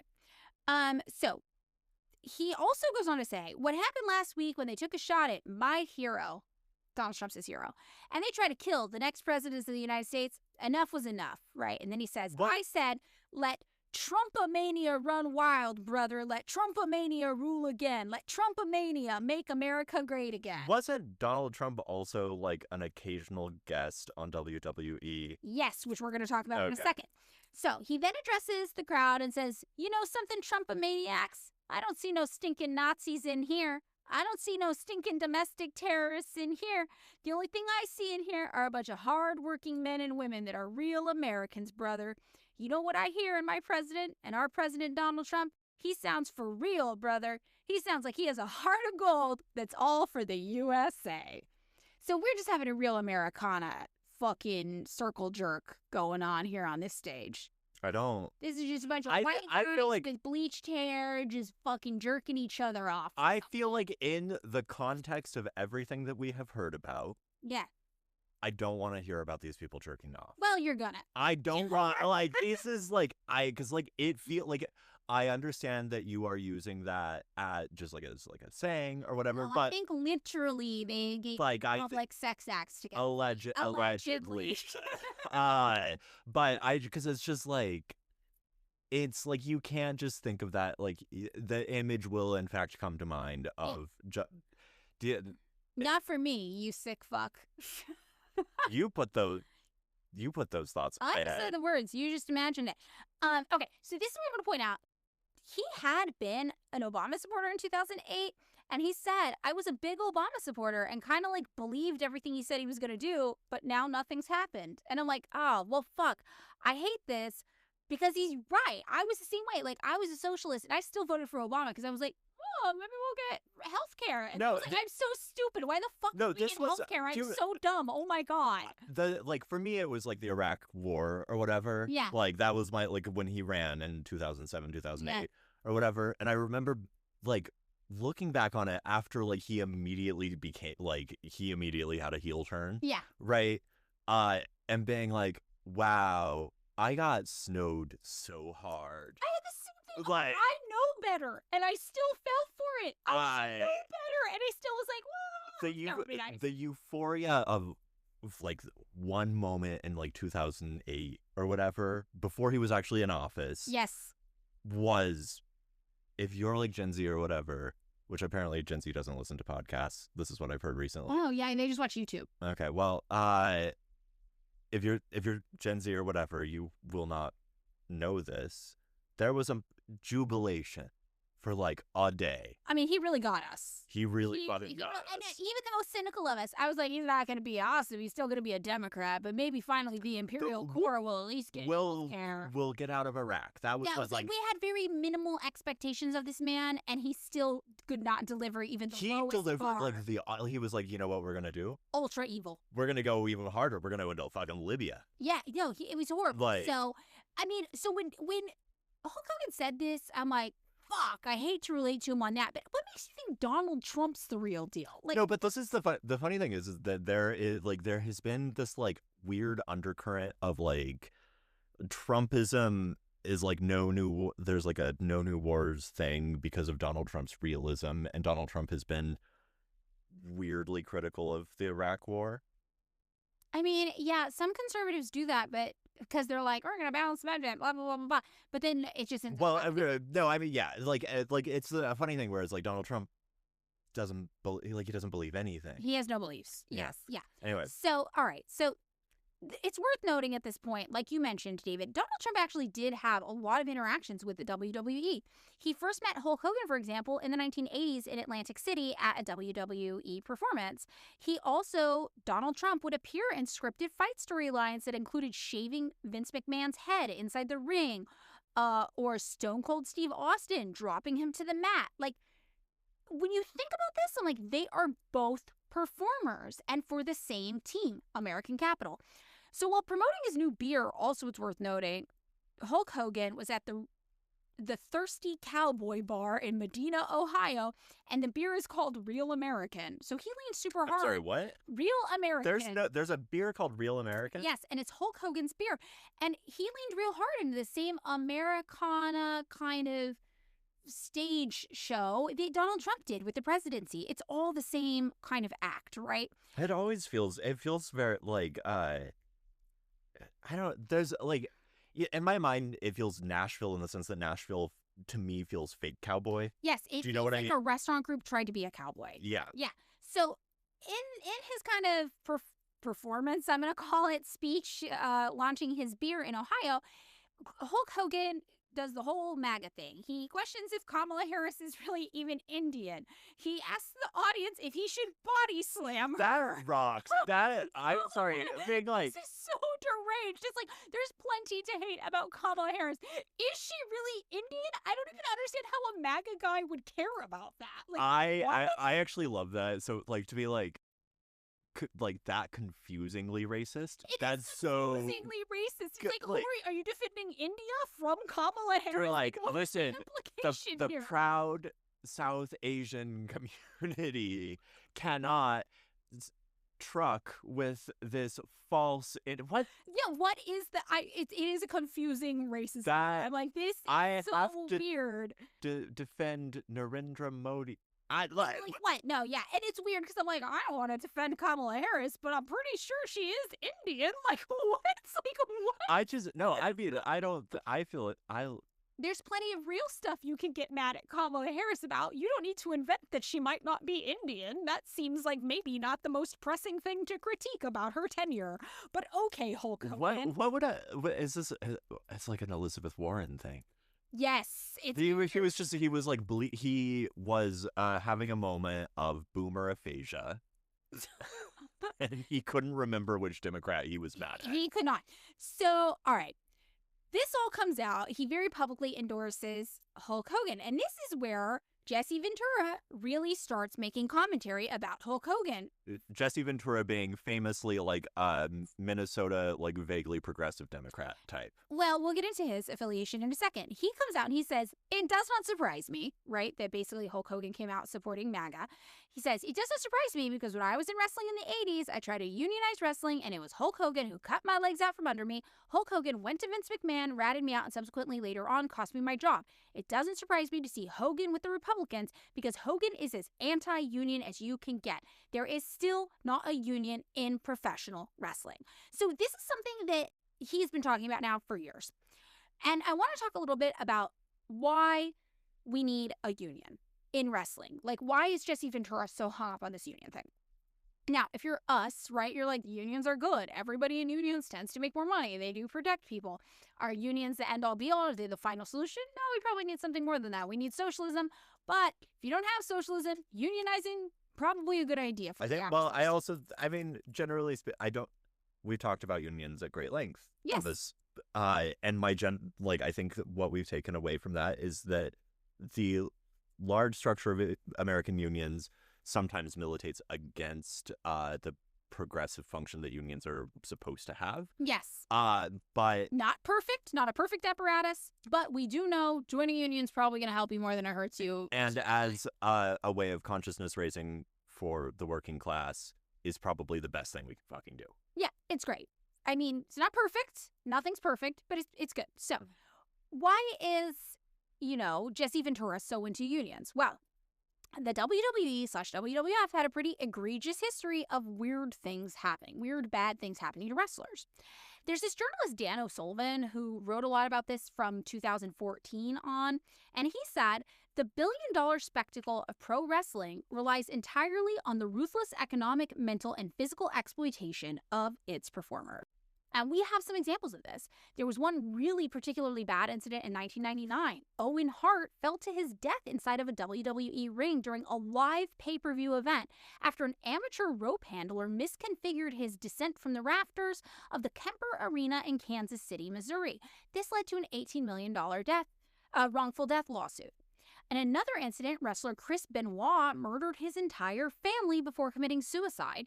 After years of brutal physical maneuvers, including this signature move he did that was a flying headbutt from the top ropes, Benoit's brain was examined after his death by doctors, and they reported that at just age 40, his brain looked like an 85-year-old Alzheimer patient. So this was brain damage, basically. He got a TBI from doing WWE work, and it ended up affecting him so severely that he murdered his family and committed suicide. Other people who had been wrestlers in the WWF, WWE said there was a culture of fear throughout the company. Wrestlers remained fearful to speak up of any issue, otherwise they would just get basically fired and blackballed from the company, and not just the company, from every professional wrestling company, because they'd be like, well, you're troublemakers. Meanwhile, the WWE was not paying any wrestlers for health care, even though they had these very physically demanding jobs. And also, they weren't covering the cost of travel expenses. But remember, they were doing a show almost every single night all around the United States. Mm-hmm. So these people were paying their own travel expenses. They were on the road 5 days a week, every single week. One article reported that their typical routine would involve flying into a regional hub, renting a car, and then driving themselves around to perform in 5 different cities, 5 different nights in a row. Just one after another. And they were paying their own way. And they're paying their own way for all of it, and they are doing super physically taxing work that ends up giving them things like TBIs. Dozens of former wrestlers died before the age of 65. Many people died from suicide or drug overdoses, what we call deaths of despair. And even pilots said that they would regularly see WWE wrestlers on their planes in the 1980s and 90s, and they were alarmed by how much they were traveling. I told this one pilot I was flying 25 days a month, one wrestler said, in an interview, and the pilot said, that's not good for you. The pilots don't even fly that much because you can have all these adverse health effects from being in the air that much. So Dan O'Sullivan said in this 2014 article, if the NWA was a down-home Cosa Nostra of sorts, a twanging syndicate of hucksters in loud sports coats, McMahon was the good old boy. McMahon was the slick corporate raider, a gorilla whose suit actually fit. McMahon doesn't speak like a good old boy. He sounds like Mitt Romney. This is no coincidence. In its aggressive campaign against state regulation, dislocating terms of employment, and poisonous, often fatal working conditions, the WWE is a corporation only a Republican senator could love. I'm an entrepreneur, McMahon deigned to inform Bob Costas. I'm what makes this company, my company, and this country go round and round. I take risks. And then we're back to Dan O'Sullivan, and he says, round and round. It's true. Like a true entrepreneur, Vince McMahon does take risks, usually with other people's lives. From lowly forgotten jobbers like Charles Austin and Jared Drozdov, both of whom were paralyzed wrestling in WWF matches, to bona fide stars like Owen Hart, who died after falling 78 feet out of a stunt harness and into one of Vince's rings. So, this is the situation going on here. This is a dangerous job, and people are dying doing it, and there's absolutely no accountability from Vince McMahon. And they're often paying their own way to do it. And they're paying for themselves to die. Yeah. So this is where we enter Jesse Ventura. And we're not going to do a full history on Jesse Ventura, just a little bit, so you get to know what kind of guy ends up joining the WWE, WWF, and is like, this is a problem, and we have to fix it. So he was born in 1951 in Minneapolis, Minnesota. And he ended up joining the Navy after high school and became a SEAL commando during Vietnam. In 1973, he returns to Minnesota. He goes to community college while working as a bouncer in a nightclub. And in the 80s, he ends up changing his last name to Ventura and getting into professional wrestling. And we kind of talked about his wrestling career when he kind of entered WWE. It wasn't super notable, and it actually wasn't super long, because in 1984, he had issues with blood clots, which were exacerbated by the frequent flights for the WWE, and he actually had to retire because of these health issues. So he was only really involved in WWE wrestling for a few years. And in that time, he suffered a lot of health complications. And if you think about this guy, he's also kind of experienced the worst of the United States, right? He goes to fight in Vietnam. He comes back. He goes to community college. He works as a bouncer. Like, that's the job my dad had, bouncer at like a dive bar, you know? In 1991, he gets into politics, and he becomes mayor of a small town in Minnesota. And he does that for 4 years. And then following that, he gets a job working as a shock jock at a local radio station. Which really is the American story. I mean, it's just this very interesting kind of story. A lot of it does remind me of, like, my dad's life, but my dad was never in the military. I mean, your dad now famously mayor of Fresno. You kind of see him, like, bouncing around. He's, like, looking for a spot to fit in. By 1999, he gets elected governor of Minnesota with the Reform Party. And this is a party that's only really prominent in Minnesota today. It's a political party that was founded by Ross Perot in 1995, and it's kind of a confusing party. It's actually not that progressive. It's kind of like Reform. It's like it's kind of like, if I understand correctly, like the Reform Party had like a lot to do with like the MIA movement. Like that makes sense. Which was like a weird grift. Yeah. So their big thing is they wanted to impose congressional term limits. They wanted to balance the budget. That's pretty conservative. They wanted to overhaul healthcare, though. That's kind of progressive. They wanted to adjust income taxes to be more fair. And they wanted to limit corporate lobbying in government. So that's pretty progressive. So they're kind of like this middle of the road kind of group. Now, the way that Jesse Ventura wins is he creates these ad campaigns that are geared towards young voters and people who are disaffected with the two-party system. And in it, he is a wrestler battling a villain called Evil Special Interest Man. So his whole thing is he's like, we want to get corporations out of politics. We want to get rich guys out of politics. You know who he should have gotten to do his branding? Vince McMahon? because evil special interest man is It's Vince McMahon. Well, yeah, but it's also horrible fucking branding. Vince McMahon would have come up with a way catchier heel. Well, it ended up working though. Okay. And I can't help but think that evil special interest man is inspired by Vince McMahon a little bit. Like it was him. Voters saw these campaigns and they saw Jesse Ventura as honest. And he did reach people who were not happy with American duopoly and also people who were young. And he had this really surprise victory, and it made him the first Reform Party candidate in the country to win statewide office. Now, again, the Reform Party candidate, you know, whatever. This is not a ticket that appeals to me, right, as a socialist.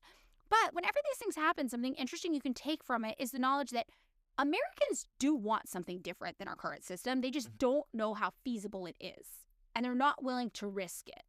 But when you see this, you're like, for a governor, they were willing to risk it and take a vote chance on this guy. Yeah, I mean, I think that was, like, I feel like the Zoran Mamdani thing was kind of like a perfect example of that, of people being like, well, yeah. Yeah.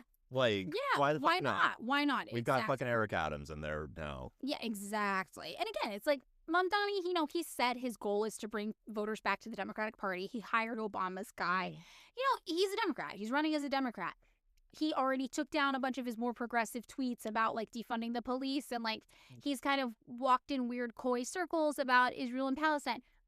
But he doesn't have to be a perfect candidate for a socialist to recognize that his popularity is a good representation of where the general American public is, and the American public is receptive to socialist and progressive ideas outside of the two-party system, and that is important for us to latch on to. Something like Obama 2008, Mamdani may turn out to just be a cipher for like the desires of the American voting population. That He's like an AOC, a Bernie type thing. That's usually, I mean, that is the Marxist critique of democratic socialism, right? Yeah. The system is so entrenched, it will not allow you to change the system through electoral politics. You must actually like dismantle the system, because either you enter the electoral system as a good person and you're completely roadblocked by everybody else because the system won't let you work alone, or you enter it and the system changes you because you're like, well, I have to do these things if I want to get anything done. And next thing you know, you're capitulating to liberalism and you're just a Democrat. So Ventura enters as, I mean, also Ventura seems like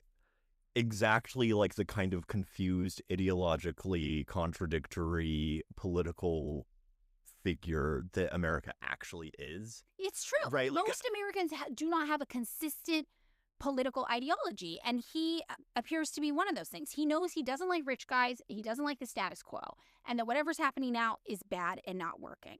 So he gets elected, and he does make good on some campaign promises to do some tax reform through tax rebates. He also staffs his cabinet with a lot of qualified people from across the political spectrum. He's not super partisan about it, and he also doesn't like do buddy favors. And he ends up having really strong ratings. His ratings are so strong, in fact, that people start courting him to run for president. But he's like, if I run for president, it's certainly not going to be on the Reform Party. This party's not very well managed. It doesn't quite make sense. And in the year 2000, he left and subsequently joined the Independence Party. And he was like, I'm not going to run as governor again. But in 2020, he did express interest in potentially being the Green Party's presidential nominee, but he ultimately decided not to run, which makes sense. He's a little older now. He's getting up there in years. Yeah. And he now kind of just works as a political commentator. So this is the guy who joins the WWE and is like, holy shit, I'm having these blood clot issues and I've only been doing this a couple years.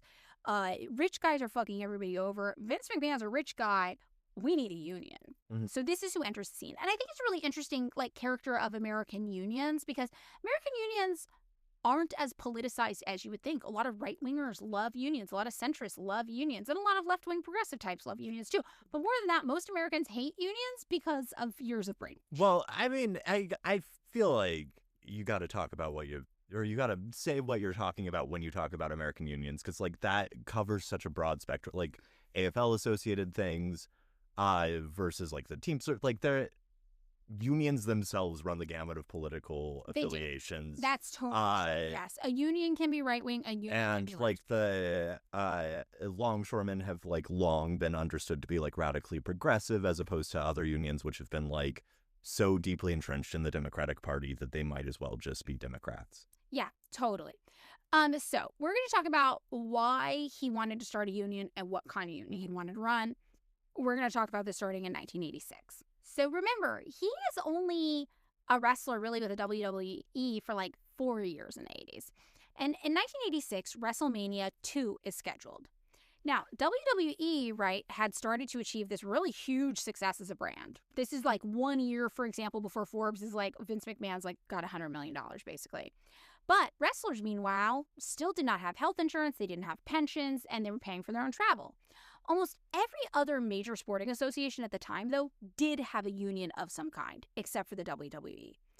And Jesse Ventura is in Las Vegas one day, and he's kind of already stressed out about the work situation. He's getting health issues. He's like, this is not a good situation. And he runs into, in the elevator, an NFL player, Gene Upshaw, who had retired and then was just doing like union work with the NFL. And they're talking, and Gene Upshaw recognizes him from WWE and is like, hey, you guys need a union.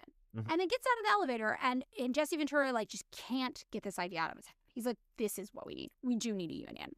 So he's like, I gotta set this up with everybody.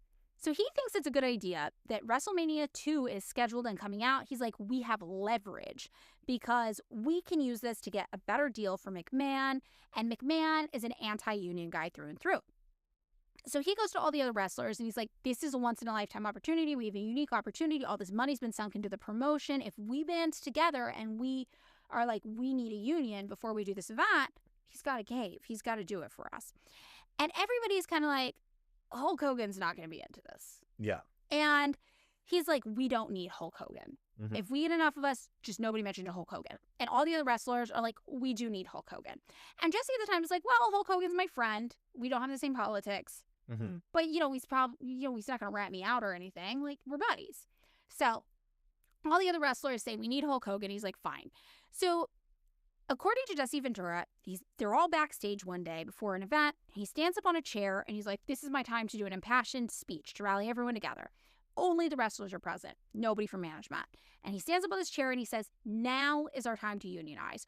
All the publicity's gone out on WrestleMania. If we refuse to wrestle unless union negotiators are brought in, it is federal law. They have to be brought in. It is the law. We can finally get a union. So he's timed this perfectly. He's like, this is our chance.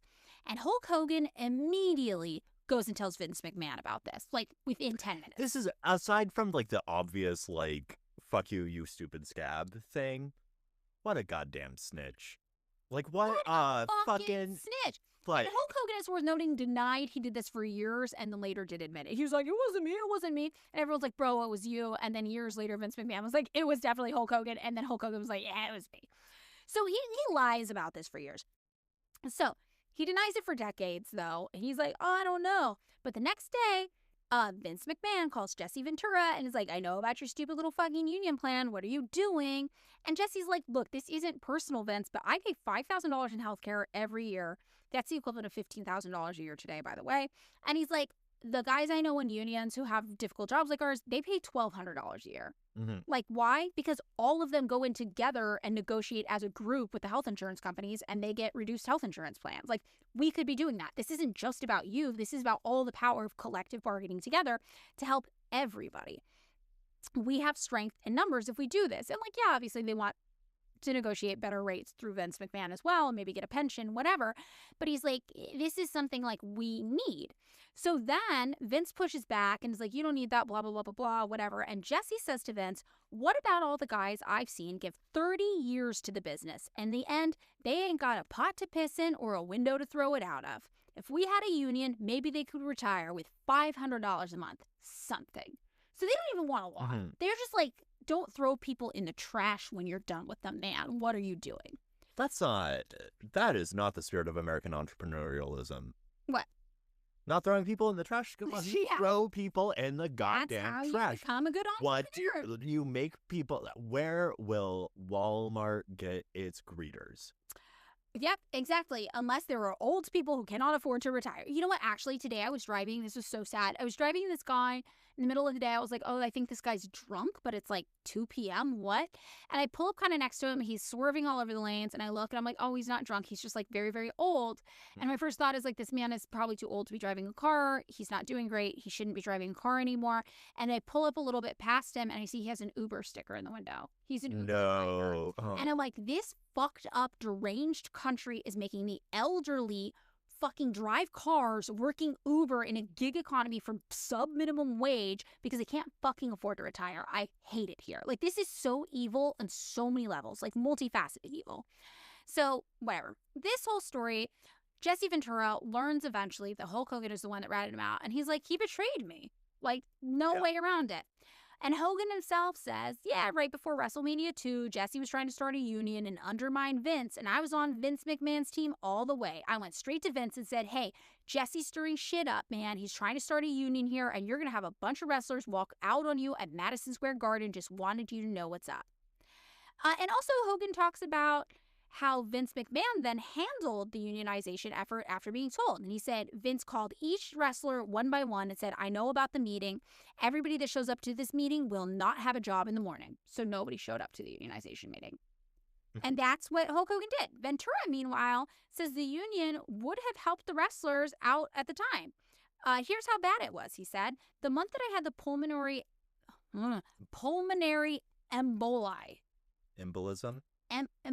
It said emboli. I'm Maybe assuming that is Is that the plural of embolism, is my guess? Yeah. Blood clots, he clarifies. Do you know how many days a month I flew that month? 28. You're talking 30 days in a month. I flew for 28 of them. That's what I wanted the union for. And then for Hogan to make a statement like, well, I didn't want to get paid like everyone else. That's what Hogan also said later. Yeah. Jesse Ventura says, he makes it sound like unionizing is socialism and communism. Hogan still would have made more. That's a lame excuse. And the example he gives is he's like, I just wanted a union like the NFL had. There are people in the NFL who make more than others because they're considered more valuable members of the team. So we see here he wasn't trying to do socialism or communism by his own admission. He was trying to do the most moderate reforms of capitalism available to us all, collective bargaining in the workplace, and he was just shut down. Ventura luckily went on to act in Predator, like a small role. Yeah. And because of this, he was actually able to join the Screen Actors Guild union for Hollywood. Oh, that's so cute. Yeah, and so he actually did a final fuck you call to Vince McMahon, and he's like, hey, man, you don't have to worry about me because I'm actually in a union now. For like 10 minutes of work I did, I managed to get in the union, and guess what? I get health care now, and also I have a retirement that starts at the age of 70 for $50,000 a year from like minor performances. Yeah, because like it can't just be Predator. Like, right, I don't know, because I feel like I know a bunch of people who are like SAG. Yeah. Right. I think you got to do more. I think he did a bunch of, by his way of describing it, he's done a lot of really minimal stuff. He's like, not anything like I was doing for the WWE. And guess what? I make $50,000 a year in retirement. And when you hear him talk about it, you can tell he's not a rich guy because he's like, that's good money. And that's him talking about it now. He's like, I get $50,000. This is the former governor of Minnesota. Yes. At the same time. Yeah, this is not a rich man, I don't think, based on how he's talking about this. So what's the aftermath of this? Well, in 1987, Jesse Ventura is negotiating his contracts as a commentator for the WWE, basically just doing the voiceover on the videos and stuff like this. And he gets told that royalties on videotape sales are only paid to feature performers, not commentators. And he doesn't think about it at the time until 1991, when he realizes that's a lie, because other non-feature performers were given royalties. And he's like, you know what? Fuck you. I'm suing. So now he has an opportunity to take Vince McMahon to court.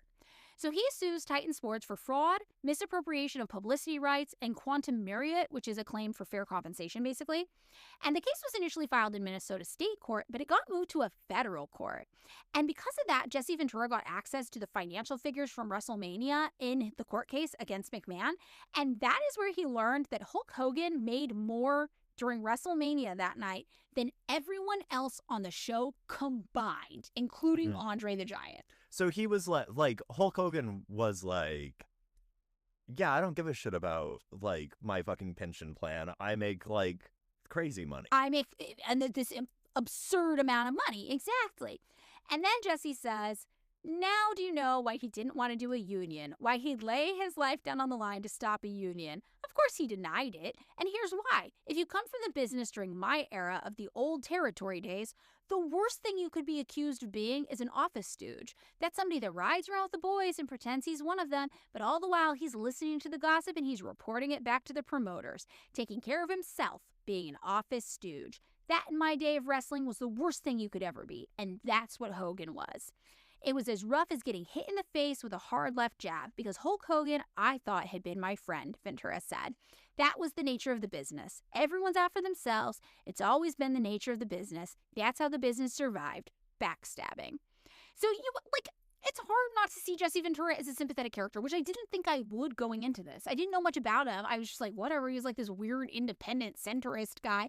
But when you hear about his story, what he's trying to do, you're like, he is a sympathetic character in this story. He's not perfect. No, obviously. he is America in miniature. Yes, totally. And like you said, most Americans don't have perfect politics. They don't really have a consistent political ideology, and that's him. But there are some basic things that he's like, I think we all should have health care and retirement. And you're like, who could argue with that? So in 1995, a jury found in Ventura's favor and awarded him $801,333 in damages on the quantum merit claim. The judge also awarded him $8,625 in back pay for merchandising opportunities. This is, okay, one of the things that I was thinking about when you were talking about, like, him getting access to the federal records or to the WrestleMania records or whatever, when he was doing the federal case, is, like, no wonder. I feel like saying Vince McMahon is, like, annoying. I'm going to say the corporate structure of WWE didn't want a fucking union or didn't want that kind of thing, because it's like, it's an unregulated system in which they can just defraud their fucking employees. Yes. Right? Like, that's the fucking thing. Exactly. So today, wrestlers are in the same position they were in the 80s at the WWE. One current wrestler, for example, says after travel expenses, he's like, I'm bringing in good money, but it's not worth the risk. And his quote was, I'm doing well, right? Like, I'm taking home about $175,000, $180,000 a year. But I also missed 250 out of 365 days of my young daughter's life during that time span. And the subtext also in all of this is the physical toll it takes on the body means that the income has to last years beyond what a typical wage at a job should. Because you are so destroying your body, you don't know if you're going to have a TBI and not be there to see your daughter graduate from high school. You don't know if you're going to fall from the rafters to your death, and that money that you have in the bank is going to have to suit your family, for the rest of their lives. It's a very dangerous job. Meanwhile, WWE is still one of the biggest sports brands in the world. It raked in more than $930 million in 2021 alone. And WWE CEO Linda McMahon, Vince McMahon's wife, was selected by Trump in this current administration to lead the education department. So This is the American oligarchy that we speak of. And this is the thing about capitalism, is that our government and our business are one in the same. They are the same entity. They are looking out for each other. Our corporate kind of leadership is serving the government interest. They're patting each other on the back. When you look at this, the takeaways I have is, Trump and McMahon, they're both entertainers, and they're entertaining people for the same purpose, profit. Profit and power and control. And they together are creating and crafting, and Hulk Hogan as well. There are different levels of engaging in this, but they are crafting what it means to be an American, right? And it's the entertainment model of Americana. They're telling us what America is through entertainment tactics. It's the weird, creepy, uncanny valley that merges government, business, and entertainment/media into one entity as well. It's just this, I don't know, it's almost like this perfect little microcosm of the way all of these fields interact together. And you really see, you're like, what is the difference between Hulk Hogan and Donald Trump? They chose different industries? Yeah, kind of. Kind of. But, I mean, if I understand correctly, Donald Trump benefited massively in his early career from the sort of structured bankruptcy of New York in the late 70s, early 80s, right, in which he was able to essentially make a bunch of, weird, shady real estate investments without the kind of environmental reviews that would otherwise have had to happen. Right. The thing I keep thinking about, because I was with shit like this, I always expect you to be like, it's classist that you are not into this. Not into wrestling? Yeah. I think baseball, I don't know. I feel like entertainment in general, I don't think I think that entertainment in general is meant to like placate and subdue us in a lot of ways. And I think that we like what we like entertainment wise. I don't think it's necessarily classist to like baseball, but No, yeah, like but, baseball like, is very working class as well. for me, like, just how do I put this? I think it's very funny that like there has been a vibe shift from the quote about Vince McMahon being like Mitt Romney was very funny to me Yeah. because I was like, is he though?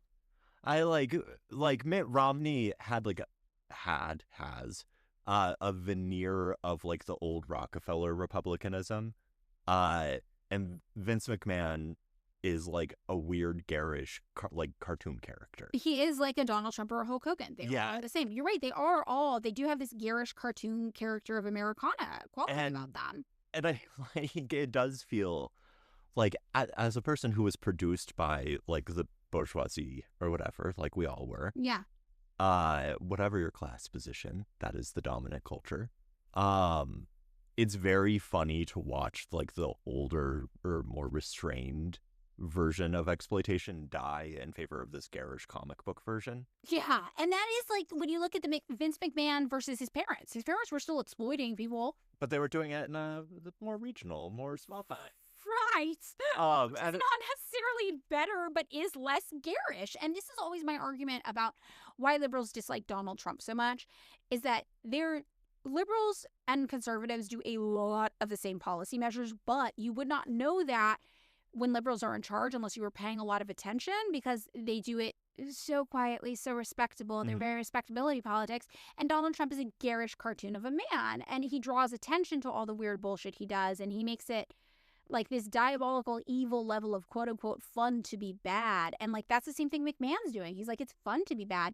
And I think about this when I think about certain celebrities. They're like, I know people who've like worked with and for celebrities, and there are some celebrities who love when there's bad press because they're like, I get to flip it, I get to spin it, it's a challenge. Ooh.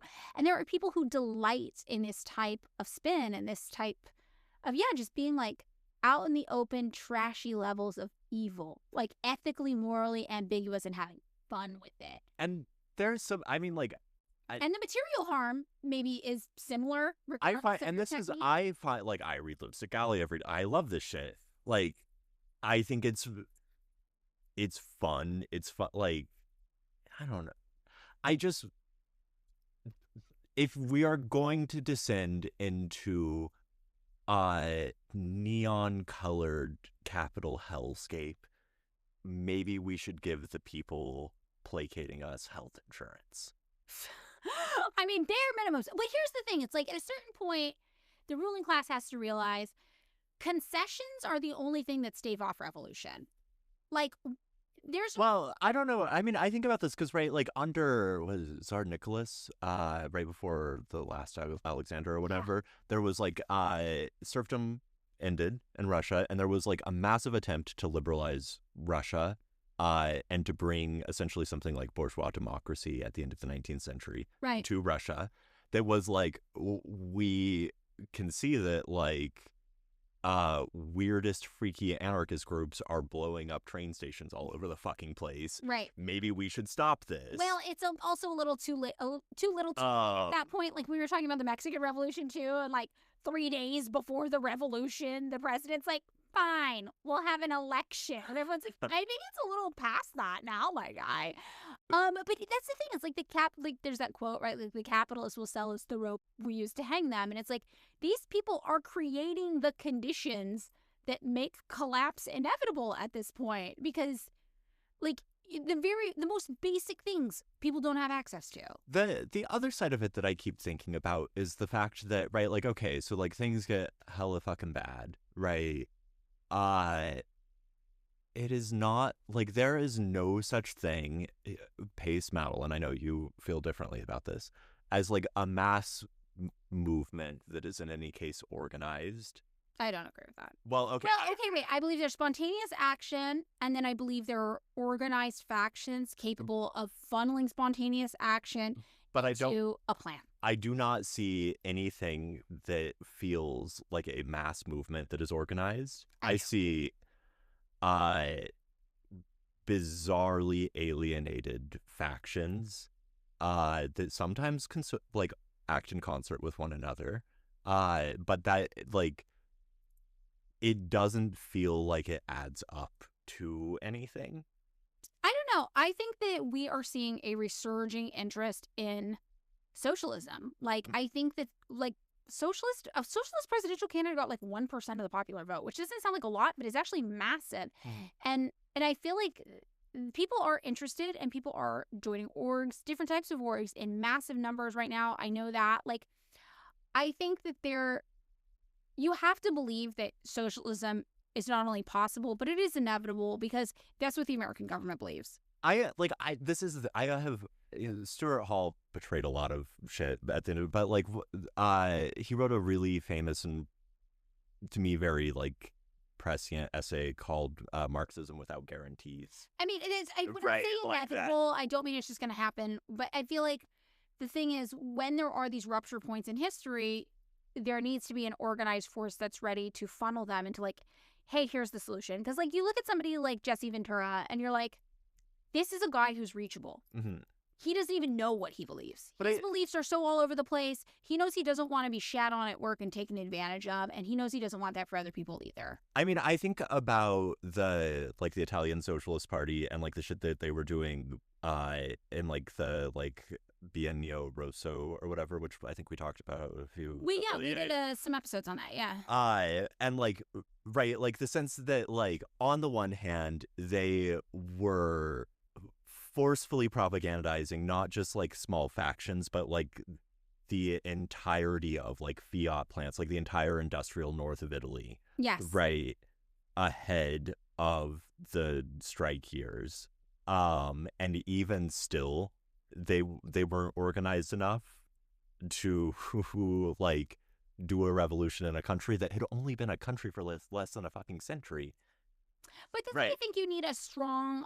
People do need a strong ideology. And I feel like that is one of the things where people are like, well, I don't need to like read theory, for example, because like I live this. And I used to have more patience for that. But when you live an idea and you are necessarily running into the limitations of your own experiences. And there are so many people who've already had these same challenges in the past and they have worked through them. There are so many debates that have already been settled 100 years back. And like, this is why it's important to like bring strong, consistent political ideologies to people. Like you have to meet them where they are, but you also have to present them with something that is politically and ideologically consistent to show them like, hey, there is actually one thing that solves all these problems. To me, that one thing is socialism. Like, socialism solves all these problems. I mean, we agree on that. Right. But I think about that a lot. Like, I think you're right when you look at Jesse Ventura and you're like, this is most Americans. Which is like... Not necessarily evil, but don't have a strong developed political ideology and are just kind of going in the direction someone grabs their hand and pulls. And so, right, if you think about the ways in which, like, generally speaking, revolutions happen, which is a mass movement is going on that has nothing to do with whatever fucking vanguard thing. Exactly. And then like the vanguard thing is like,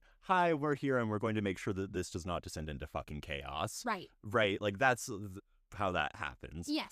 Right. Like the mass of Americans would be like Joe Rogan, Jesse Ventura, like politically inconsistent with like galaxy brain weirdos. Right, like that. All of them, but not all of them. I feel like the most Americans are more like a vague Democrat. I think most Americans are probably like, I don't want to kill gay people, but I'm concerned about the transgender cat girls in my children's school who use litter boxes. And you're like, oh my God, who told you that? Who told you that there were litter boxes in public schools? What are we talking about? But I think that's the average American. Like, I think the average American is not evil. I think if you were like, hey, average American, do you think a rich guy should get to fucking drop you from the ceiling and have you go splat on the ground and then you don't have health insurance and your family doesn't get any money? They're going to probably be like, no, fuck that. Like you said, like we have an entertainment made off of rich guys getting it. The average American does not actually like the rich guy taking shit all the time. Yeah. I think like that is something we all have in common. And if you can like get people on board with that one thing, like this is a rich dude taking shit from you. He's fucked up. Most people will agree with that. Yeah, no, I mean, I think, right. if you the second I don't know. I don't think that adds up to the sort of like ideological consistency that No, would even you need create, more than right? that. And I think that's like where the country is both like materially so fucked and like ideologically so infantile. Yes. Like which is like a business where it's like we are deeply, deeply fucked. Like just like that's okay. So I think step one is make people have a positive reception to the idea of socialism. They don't have to understand what it is, but they just have to be like, it's not a boogeyman. yeah. That I think is the And that's- stage of work we're in right now. Socialism is the solution. It's not a boogeyman. Don't be afraid of it. And that's why when we see these like DSA type candidates where I'm like, they're not going to fucking change anything. But okay, whatever. They are making people less afraid of the word socialist though, and that's probably good. Yeah. So I'm like, that's their function right now. That's the place we're at right now. Make people not afraid of the word socialism.